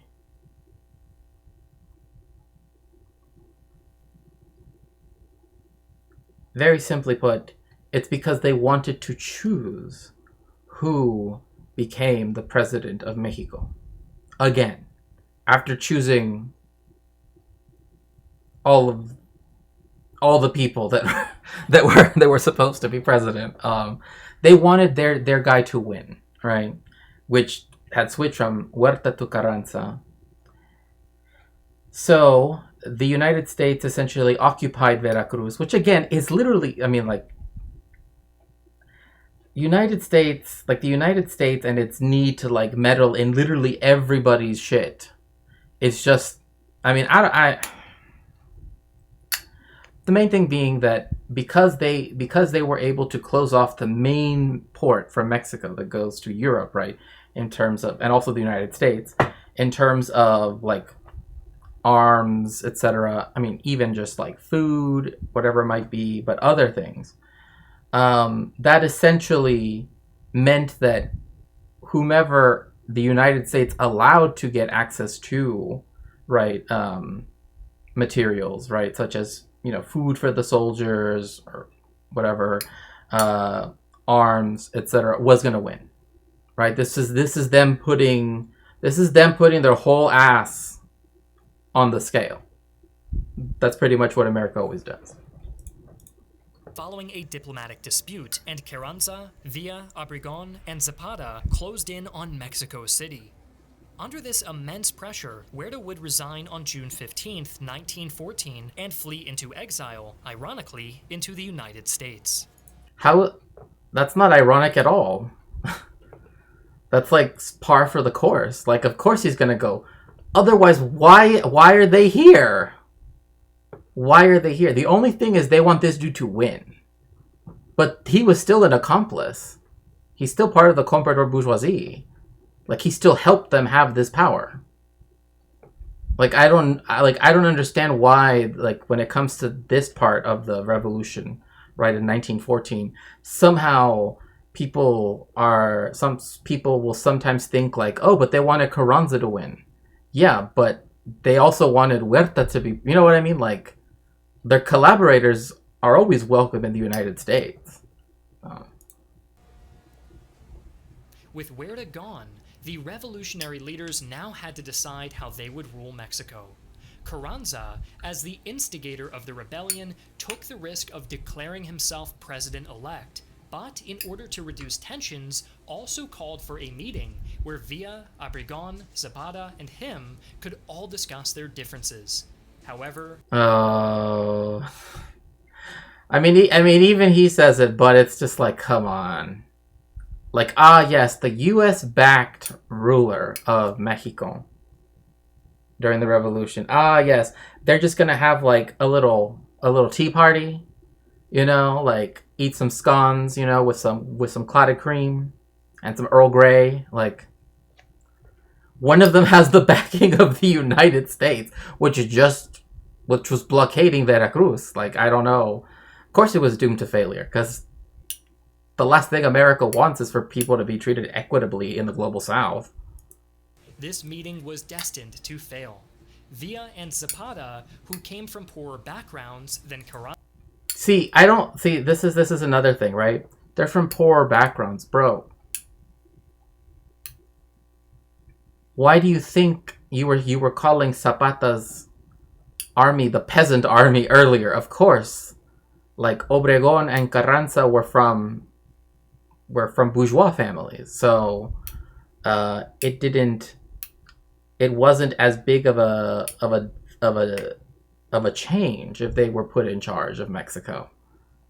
It would have if Villa and Zapata would have been, because again, primarily Zapata was there fighting for the rights of the indigenous people, right, the marginalized, to a degree, right, that put forward land redistribution as one of the most important things. Again, I know I'm, repeating a little bit, but it's the reason why they want anybody but Zapata and Villa to ever get any say, right, is because they don't want them to redistribute land that would otherwise belong to capitalists, right, to U.S. capital. Carranza and Obregón wanted immediate social programs and agrarian reforms to placate their largely peasant following. Also, by the way, I should note that he says largely peasant following. Of course, they're going to support the revolution.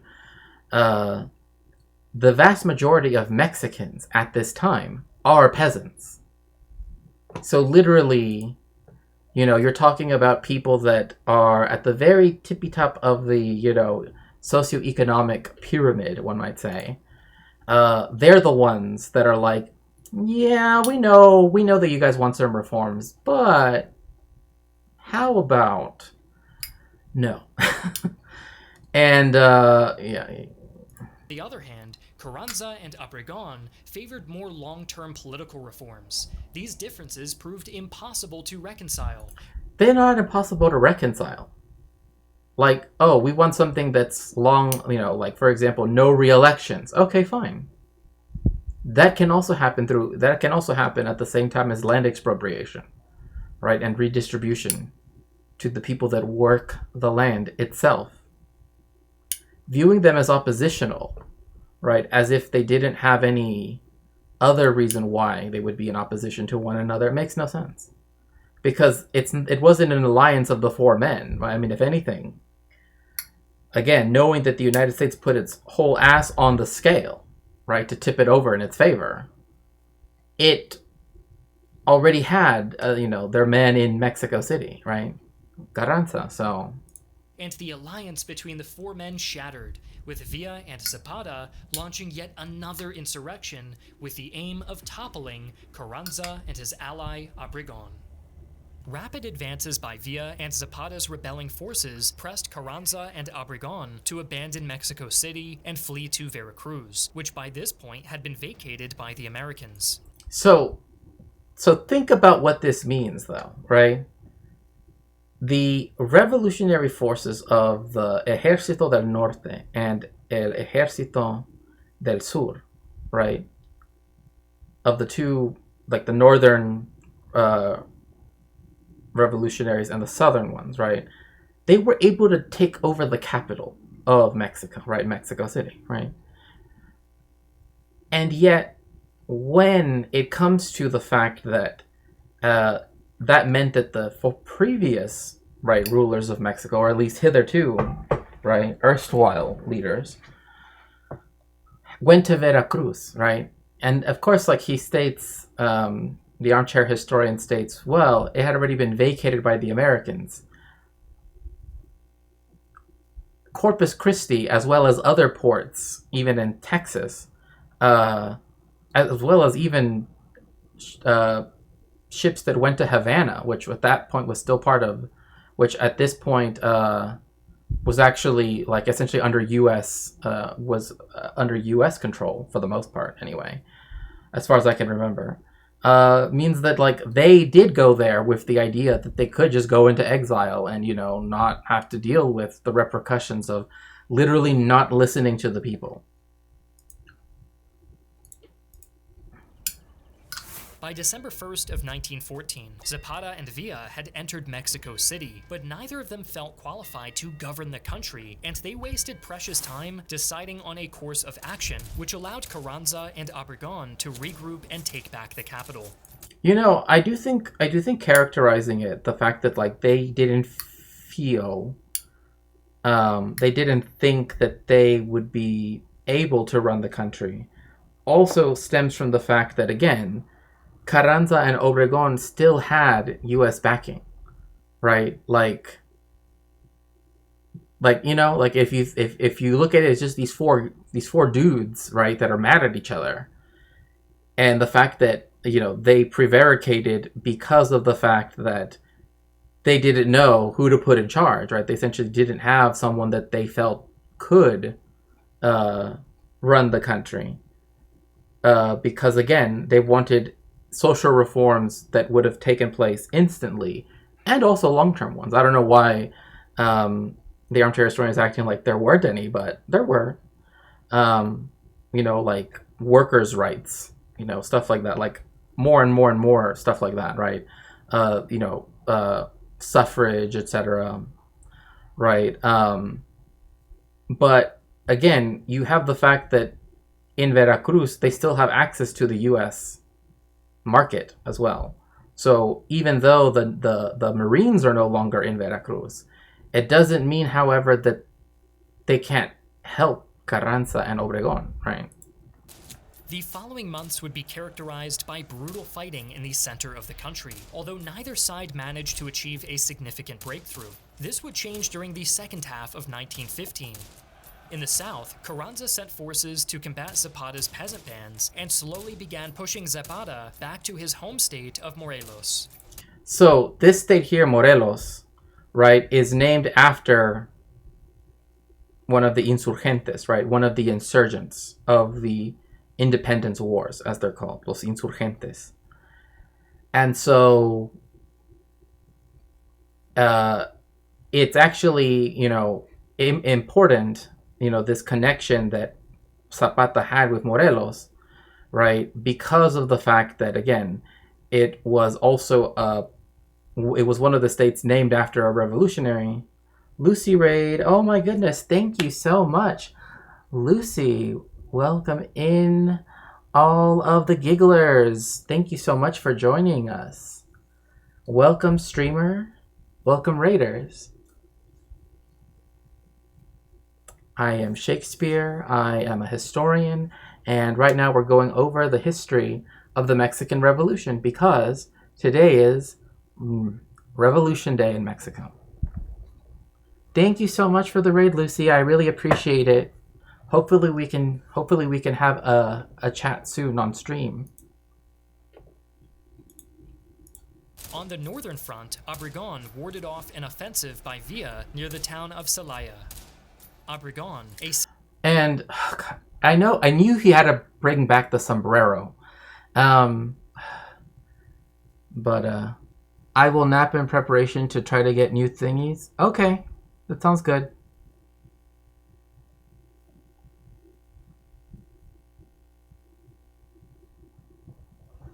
Thank you again for the raid. I really appreciate it. Make sure to like and subscribe if you'd like to.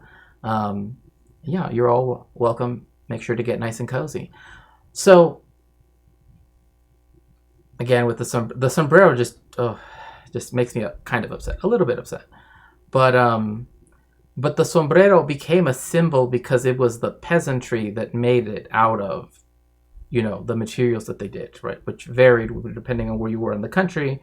Usually was made out of straw, etc., right? Skilled general, was well prepared for Villa's now famous frontal cavalry attacks and fortified his positions with barbed wire and machine. Oh, look at that. Huh. Yes. Oh, thank you so much for shouting out, Lucy. Yes, make sure to follow Lucy on Twitch as well. So, barbed wire, huh?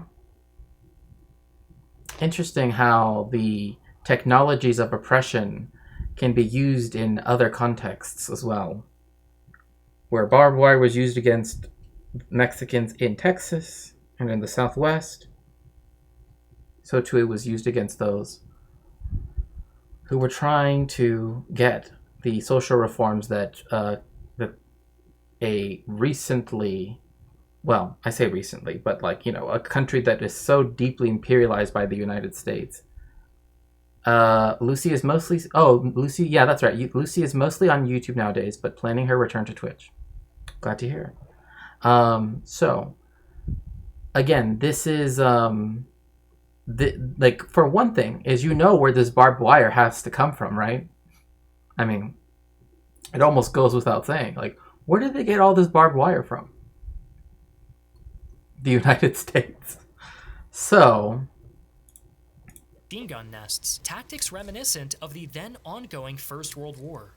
Obregon would then go on to defeat Villa in 2 more battles, forcing the horse thief turned revolutionary to retreat. See, I look, if every revolutionary, like the fact that they always go back to him being a horse thief, which is, but it's interesting because what that means is that shows, I mean, at least if you were to take it on it for its face value, right? Obviously, owning horses are something which wealthier people tend to have, right? So, like, one of his big issues here is the fact that he stole property, was something which is seen as property, right? Like, that's what essentially horse thief is meant to say. Arsenal of democracy, that's right. to his home turf in northern Mexico. His army shattered, Villa blamed his predicament on the Americans, who had been... I mean, it was the Americans' fault. I don't know what you want me to tell you, bro. It was the Americans' fault. Like, he's right. He's right. I mean, and not only that, but the Americans were conducting ethnic cleansing upon Mexicans in the United States.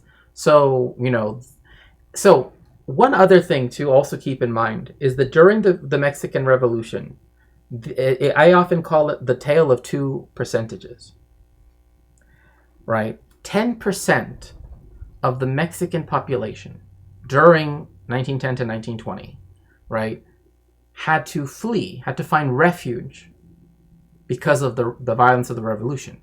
That 10% of the population went to the United States, right? Because, again, there was a civil war essentially going on, right? The Mexican Revolution. It is estimated that about 10% of the... So we have accounted for 10%. There are 90% left, right? That another 10% were fatalities during the Mexican Revolution.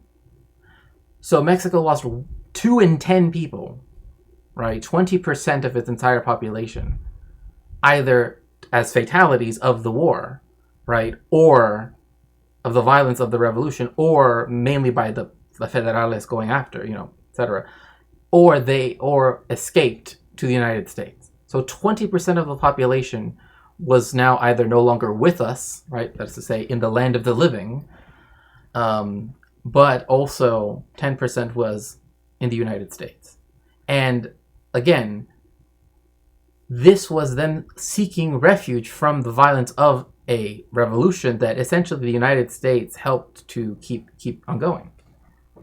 So yeah, more like ours. Oh my god, Philippe. One thing I will credit with one thing though. I am glad. I'm actually interested in the fact that he does portray the different revolutionary leaders and the different accomplices, the comprador bourgeoisie members as being different races, right? Although I don't think that I don't know if he would see them as different races, because people often think Mexican is a race and it's not. But actually showing Zapata being more indigenous, right? Yes, please make sure to join the Discord. Please do. We have community nights. We always have a Friday one, and usually have a Saturday one as well, where we watch movies, which are always free to suggest a film. And yeah, just we love to just hang out, and we have what I would like to think is a very kind and caring community that you are more than welcome. Backing Carranza and Obregon for some time. In retaliation... Okay, let's see here. The United States aimed to keep Mexico neutral in the Great War, which they were. Mexico has been a neutral country for quite a while.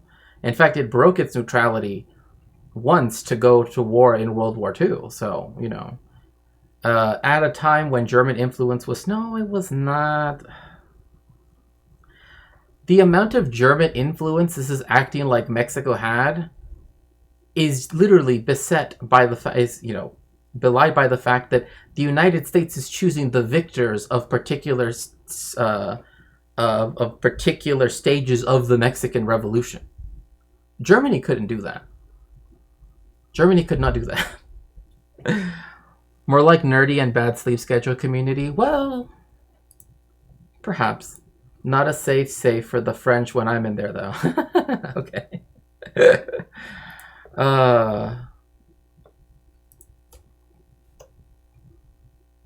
But yes. In fact, I'll even put the link here in Twitch. Yes, make sure to join the Rainbow Castle. You're all welcome. Villa led an expedition against the U.S., attacking the border town of Columbus, New Mexico. Okay.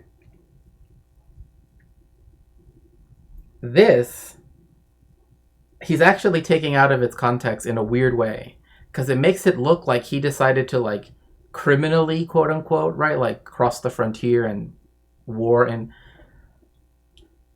there was a reason why.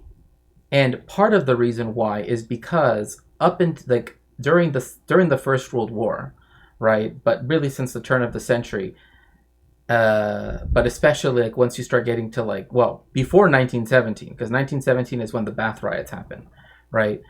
But it's around this time that the United States decides to, do that thing where it, as it always says, capitalism breeds innovation, so to speak. Well, the United States breathed in the innovation of, using Zyklon B. It is a delousing agent, right? And it still exists. It's just called cyanosyl, right? Like now. And the United States still uses it, But anyway, point being that the United States first began to use Zyklon B around this time. And unlike the immigrants who arrived to the United States via Ellis Island or Angel Island in New York and San Francisco, respectively, the ones who crossed via the land borders, right, with Mexico, were subjected to... Hello, Finnegan's Marshall.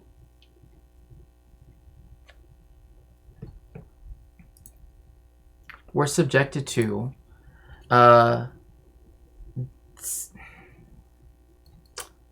I wonder, like, I'm trying to think, like, what was the euphemism that they would use at the time? Well, essentially, they would have probably have called it, like, sterilization baths. Oh, I'm so glad to have you here.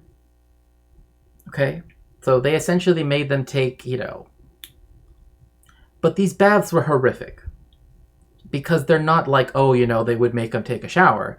No, they would actually strip people and, like, forcibly shave them, and then after being shaven, their whole body, and in fact, there's even one quote that comes out to me because of the emphasis that they put on the term hairy parts. But anyway, point being that the people were forcibly shaved, and then they had to take a bath in, the chemicals that were used changed, eventually. Like by the 60s, you have them using DDT and other such things to gas the people. But at the time, you had the usage of vinegar and kerosene. Now, I don't know about you, but if you just... Okay, first of all, just imagine taking a bath in vinegar mixed with kerosene, right? Now imagine taking a bath after you just got shaven with vinegar and kerosene. Okay? Purification baths, yes, exactly. And at the same time, Americans were the ones who, against Mexicans, first began to use the term gassing chamber. They're the ones that called them that.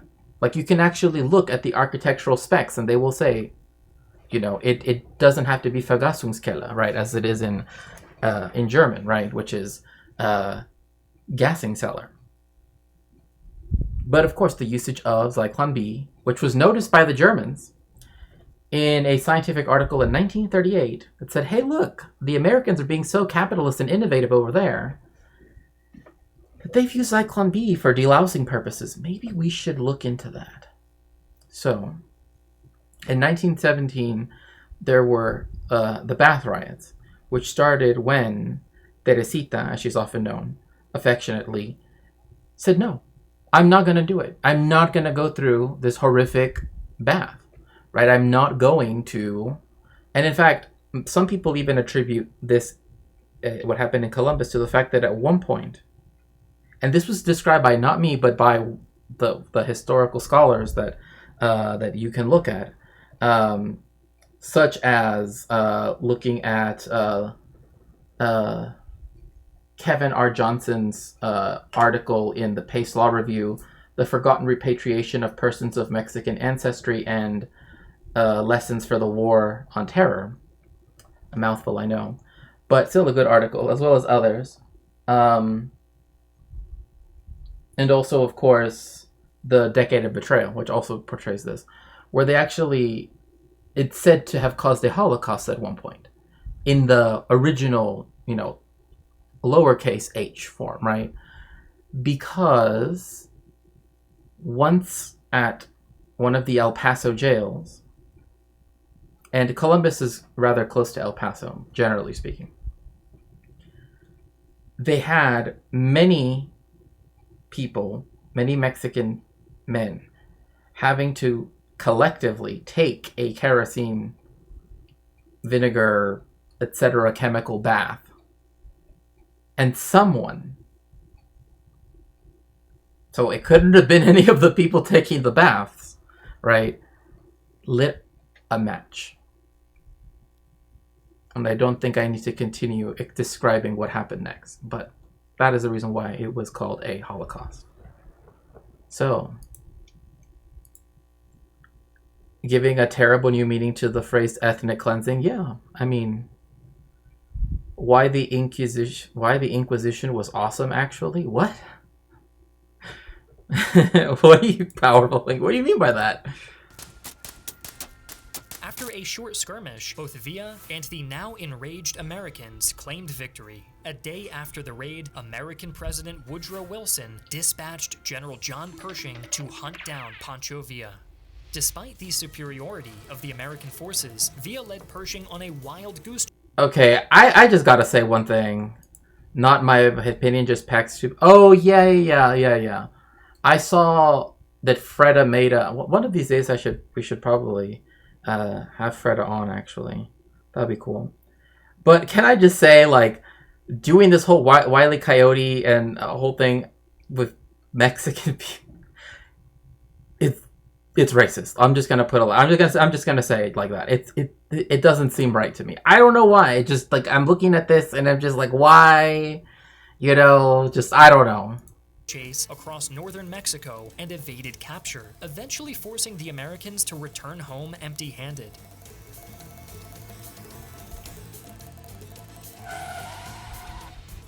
Despite this apparent victory, Villa was no longer the force he used to be, and soon took a back seat in the conflict, leaving his alliance with Zapata and containing himself in his home state of Chihuahua. So, one thing I also want to mention is the fact that Chihuahua is a very interesting state of Mexico. One, it's the largest state in Mexico, but also it is known for, a lot of its ranches and et cetera, but it has a very interesting history in terms of peoples who have come from abroad, right? Like immigrants that have come to Chihuahua to form part of the local culture, right?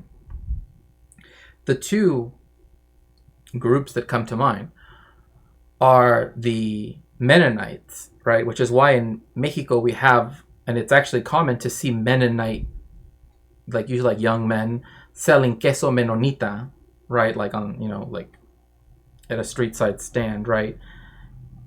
To the point where there are so many Mennonites that actually Plattdeutsch, right? The language that the Mennonites speak, which is essentially like Pennsylvania Dutch. It's Low German. Is recognized as an official language or as a protected language in Chihuahua, right?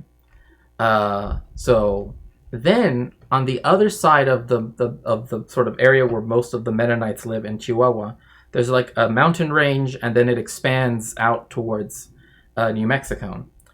There, they had a lot of Mormon or Latter-day Saints people who went into Mexico at that time and essentially Mitt Romney's dad, it was born in Mexico, was born in in these communities of Nuevas Casas Grandes, and there are it's a little bit difficult to get like into a lot of specifics, because like there's one family that's kind of like infamous, also famous, I guess, the LeBaron family. But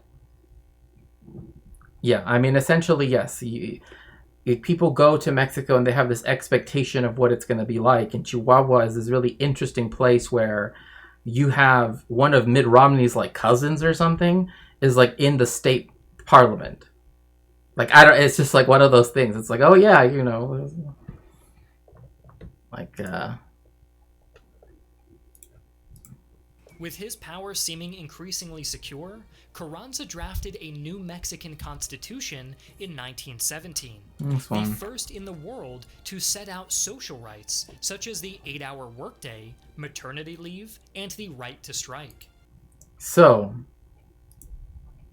Mitt Romney is Mexican. Well, his dad is Mexican.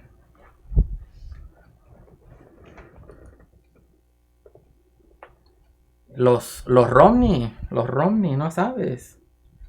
Ándale, aquí se va a acabar el corrido todo el 20. No, but, so, you heard just 3 things. Well, actually, I don't know if you remember, but in 2012, that actually was a thing. Like, I think Vice TV, like, back in the day, actually did a thing, like, where they went to go visit the family and sort of show how they were tough. You know, because I remember one of the LeBaron kids. Well, he's a grown man, but one of the many children. Because like this one dude, like, so the reason why the LDS church went there was because of the church split between the LDS and the FLDS, right? The fundamentalist ones. Although Mitt Romney is, well, that's what people have said, right? That's what people described it as. So. Yeah, but his dad, Jorge Romney, was born in Mexico. So yeah. So now you know. But it was like a thing. Like, I remember there were people that were saying like, oh, because his dad's Mexican, somehow that's going to appeal to Mexicans. It's like, no, that's not how that works, bro. But anyway, yeah. In fact, you can still go back to that area, and like I said, one of his cousins is in the Chihuahua State Legislature, right? And it's interesting too because he really likes to get his shoes shined a lot. At least that's like the one thing I know about him.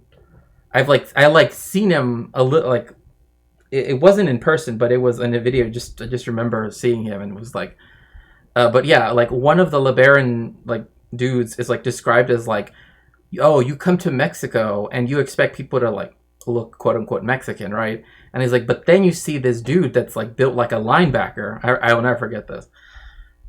You know, and it completely shatters your mind about what Mexicans can be like. But of course they still want to see them as, you know, because I mean they're still white. I don't know why people think like, oh, if I was born in Matamoros as opposed to Brownsville, that would literally be a racial like change, you know, like that doesn't even make sense, but whatever. Carranza scored a further victory in 19... Oh yeah, so yes, the Mexican Constitution came with the right to strike, maternity leave, which for the United States is still a thing that they kind of can't agree on, and other things, right? But one of the things that actually was not even mentioned is the fact that, let me see here. And I'm gonna have to one of them was education, and this actually becomes important because there is a book called Backroads Pragmatists, right, that shows how Mexico's experiments with education, right, to educate as many people as possible, particularly by founding las escuelas normales, of which Ayotzinapa, where the 43 students were disappeared, is one of those, and in fact upholds socialist principles to this day. And is also famously has Genaro Vargas? No, I'm getting it wrong now. Anyway, very famous revolutionary figure who led an insurgency against the dictatorship in Guerrero. He's Afro mestizo, and he's one of the main people that they're very honored to have as one of their alums. But when it comes to education, for example,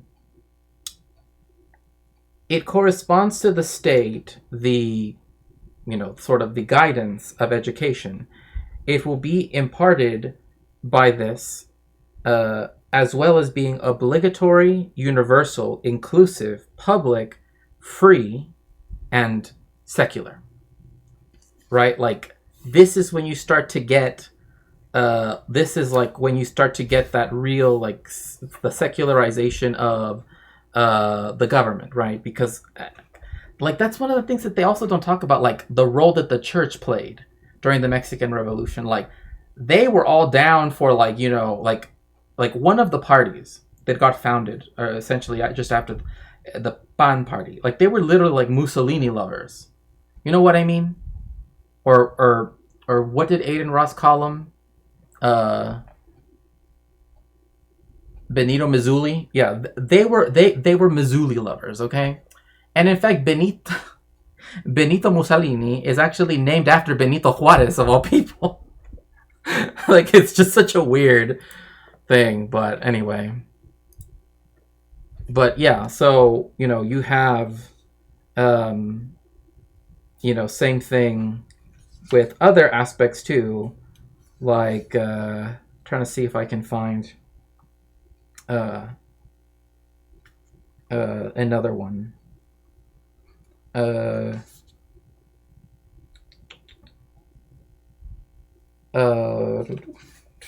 Sorry, I actually have another copy of this that I've actually had since I was like a child, so this is a newer one. But still, because the only time I've ever really, all education, all of the education which the state imparts will be free, right? So that's why state universities in Mexico are free, right? So there's that, right? I'm trying to see if I can find the part where it literally says, another thing too was the recognition of the indigenous people, which was, again, a huge step considering up until 24, right? So like not even 5 years. This would have been 7 years after this. You were still having, raids against the Apache. Oh shit, I subbed to him because he has the same name as Benito Juarez, so I assumed he's cool. He had good emotes. Are you sure he was bad? Oh my gosh. Benito Mazzulli. Oh my gosh. 1919, when he successfully assassinated Emiliano Zapata.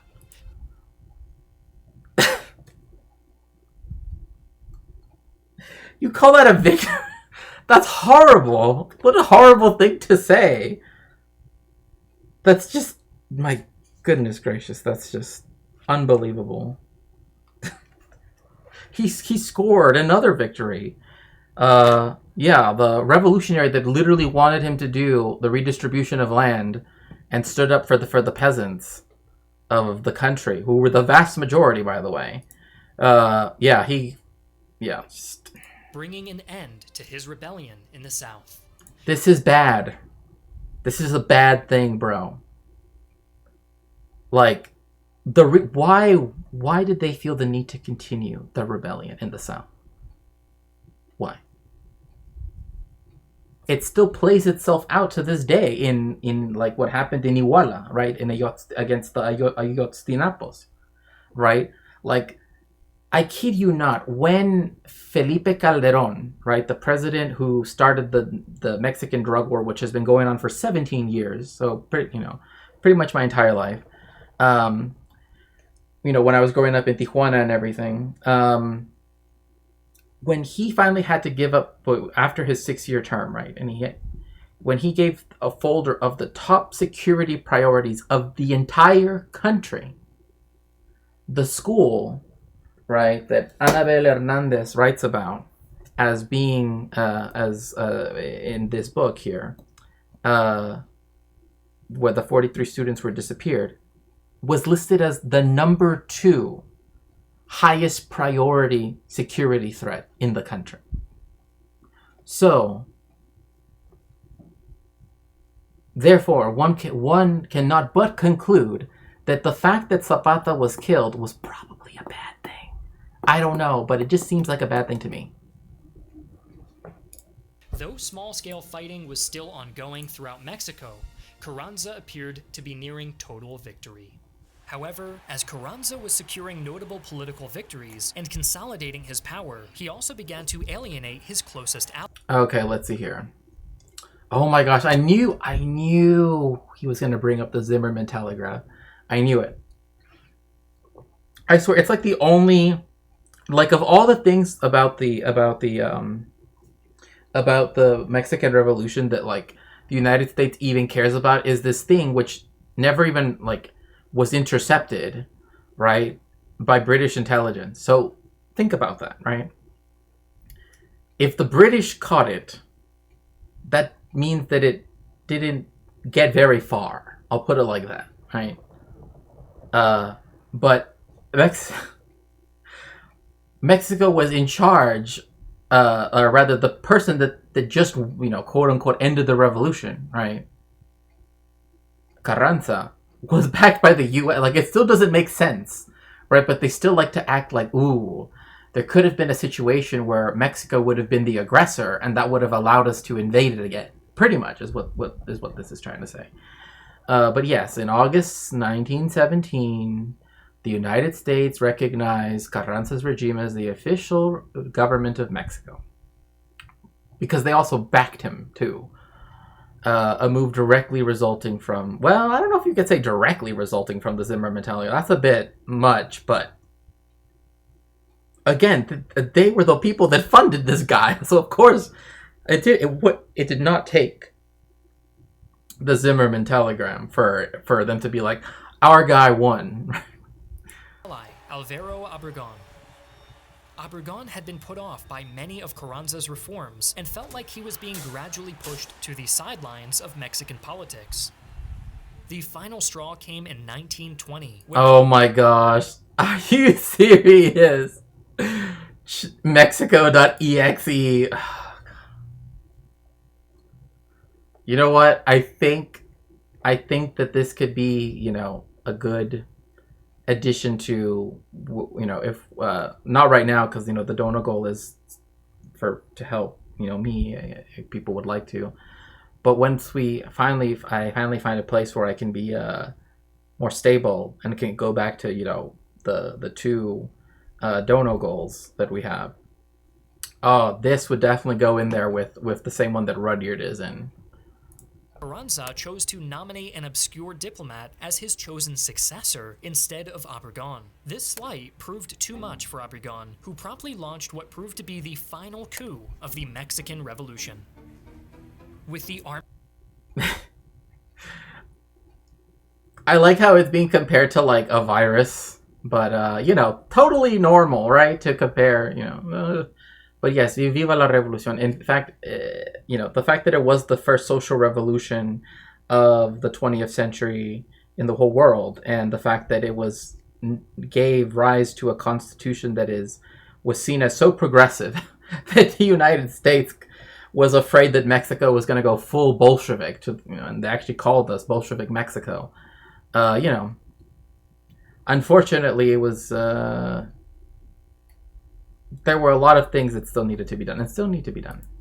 At his back, Obregón stormed Mexico City, forcing Carranza to flee to Veracruz once again. Wait a second, bro. Now you show Baja California as one state, but before you didn't. Also, what on earth, Jalisco? Okay. Anyway, I'll just leave the map alone. But there's another state right here called Nayarit. That should be here.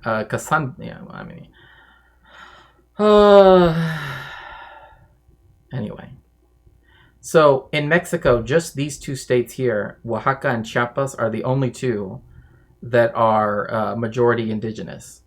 all of the rest of the states are either white majority or mestizo majority, usually mestizo majority. But the farther north you go, the whiter it gets.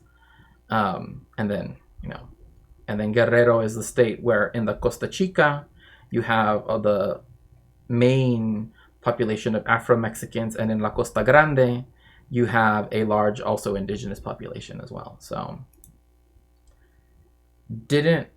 Mexico didn't go full-blown trot and invade the US and spread communism? No. Well, no, because I mean, yeah, Mexico. I mean, there was a time when Mexico, had Trotsky living there, and you can go visit where he lived. There's like a little museum. Just don't bring blocks of ice. That they don't like that joke. You know what I mean? Like, but yeah. Wait a second. This is like including part of Belize.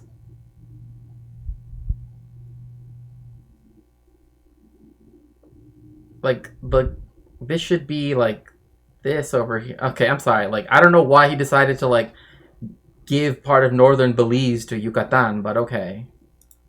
However, Obregon's former ally would never reach his destination. Somewhere along the road to Veracruz, Carranza was shot. The exact circumstances of his death are still debated today. Again, like, Carranza has an interesting legacy because he's still seen as important because of the Constitution, right? Hello, ancestor. Hola. Mahalo. How are you doing? Alvaro Obregon would rule Mexico from 1920 to 1924 before turning over power to a trusted ally. So again, you sort of see where this goes. And again, like, the United States backed these people. I don't know, like they at some point people want to focus on their interpersonal disputes. Other times they want to look at it through like high politics and everything. But by the way, again, just to remind you, Sabra, right, is indigenous to Mexico. It is literally like the Mexica have, their own like mythology around El Nopal, right? There are people that call themselves, nopaleros. They are an invasive species that was brought over to Palestine. And the fact that, certain people like to call themselves that, I don't know. Anyway, I'm good. How are you? I'm doing good. I'm doing good. I'm glad I actually got to get a stream in. Just as he wished Carranza had done. During his rule, Obregon would pass numerous reforms and provide the country with much-needed stability after years of bloodshed. Rumors spread that he was behind the assassination. So, the Right of Workers, Federal Law, Labor Law, 1922, what that is referring to is to what essentially became Article 123, or 123, if I can even find it in time. Because again, this isn't this isn't my usual constitution that I use. Oh yeah, I'm way... Here we go.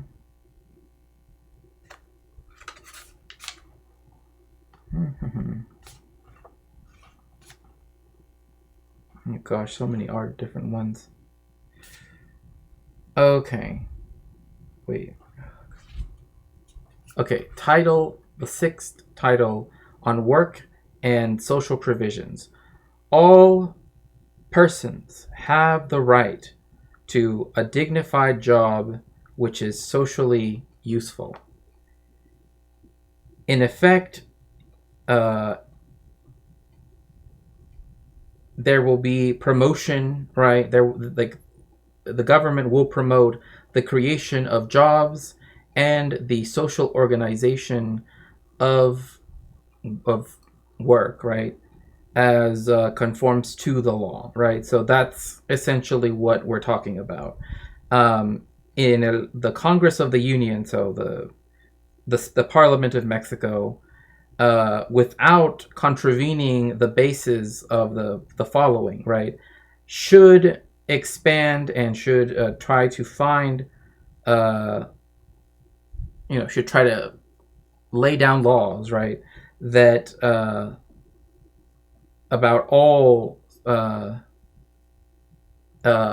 should try to promulgate laws that will, right, recognize, right, that between the workers, the day laborers, domestic employees, artisans, and in a general sense, all jobs, like all forms of employment, the day, the maximum, like the workday, it will be 8 hours. So that's something they mentioned before, right?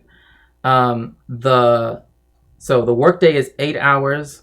The maximum for night work is 7 hours, right? And again, whether or not this is kept, I understand. Like, obviously, just like every constitution, it has a lot of nice things that are in here. And again, I've studied constitutional law, like not as a full on, like I didn't. Like, I'm not about to, join the Mexican Bar Association or anything. But just because I've always found the Constitution to be quite interesting. But anyway, because it was seen as so progressive at the time, right, to sort of put it in a historical context. So, yes. Of a retired rancher in northern Mexico by the name of Pancho Villa. Of the 4 revolutionaries of 1913, only Obregon remained. This dubious honor was not to last, however, as Obregon himself would be assassinated just a... Why do you have to... I'm sorry, but just like the weird this, and just like his face is just like he looks like a mannequin. few years later by a disgruntled Catholic fanatic. A violent end. Ah, you see. You see what I mean? The violent Catholic. It's interesting because Graham Greene did write The Power and the Glory, which people kind of know the title, but like they don't know what the book is about, which it's about the Cristero War, which was a uprising of essentially the most reactionary forces of the church that were upset that the state and the church were no longer, the state essentially said about the church, like, she doesn't even go here. You know what I mean? Like she can't sit with us, okay? She gotta... To a violent revolution. In the decade of bloodshed, more than 1 million Mexicans had lost their lives. And 10% of the population of Mexico perished during the Mexican Revolution, this decade-long revolution. Another 10% came to the United States, right, to seek asylum, to seek refuge. And so, think about how this must have been when you try to rebuild a country that just went through this turmoil that got extended and everything else because of the United States, etc. The immense human tragedy of the revolution also drove countless Mexicans to flee to the United States in search of safety and a better life. Political developments of the Mexican Revolution would also continue to reverberate into the modern era. After his assassination in 1928, Alvaro Obregon's allies would form a political party that would come to be known as the PRI, ruling Mexico until the year 2000. Oh my gosh. He has inspirational music as he's talking about a dictatorship. Like, yes, one party rule was founded. Oh, how great, how wonderful.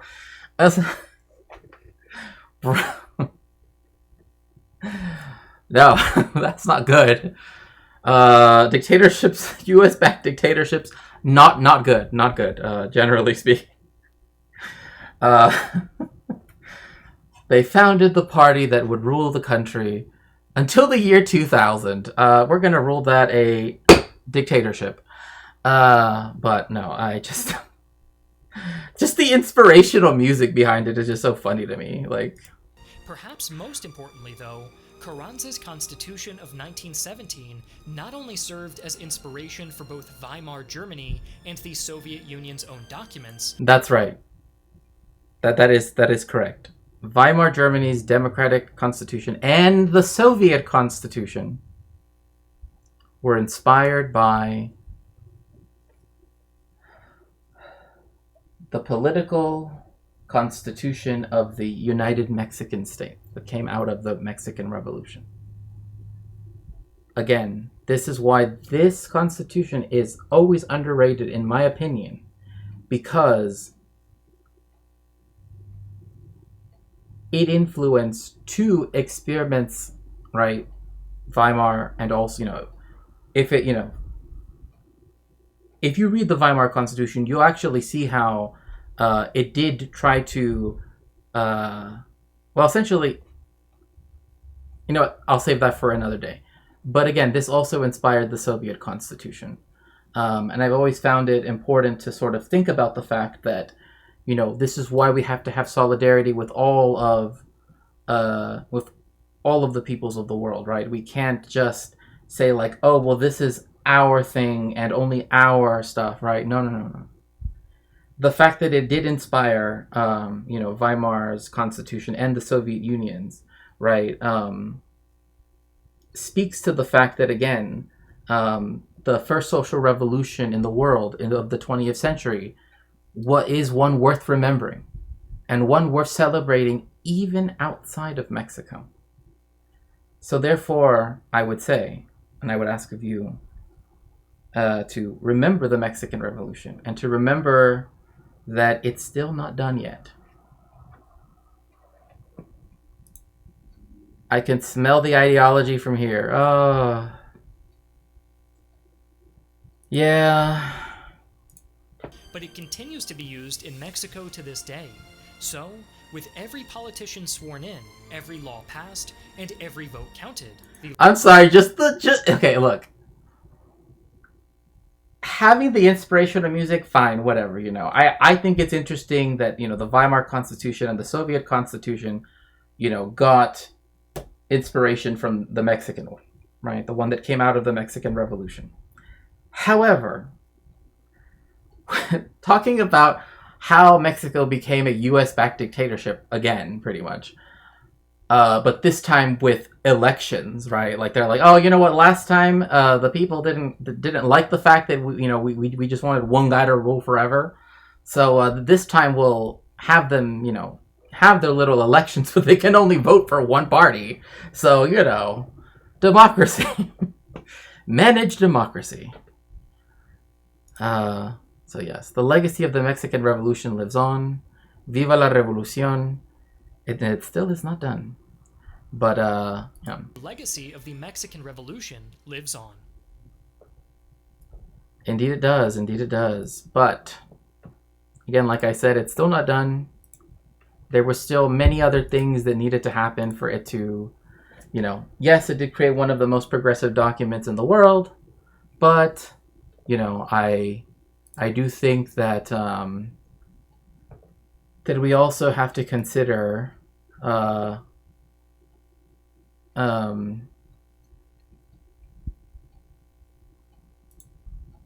we also have to consider the fact that, again, it was very progressive. It does mean a lot. And that's why we shouldn't allow it to be forgotten, right? In my opinion. In my personal opinion, of course. So, with that being said, I think that it's best if we were to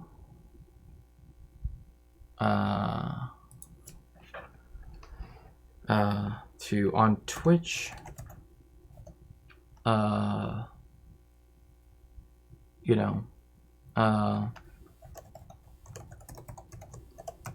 raid out. Thank you again, everybody, for joining me for this stream. I hope that people enjoyed it. Again, Viva la Revolución. Don't forget the first social revolution of the 20th century. Don't let its legacy be forgotten. And never let the revolutionary optimism die out. So with that, I say, oh, thank you. Thank you all for joining me. Thank you. Okay, everybody on Twitch. Oh no. I can't. Give me one quick second. I guess we can't raid that person.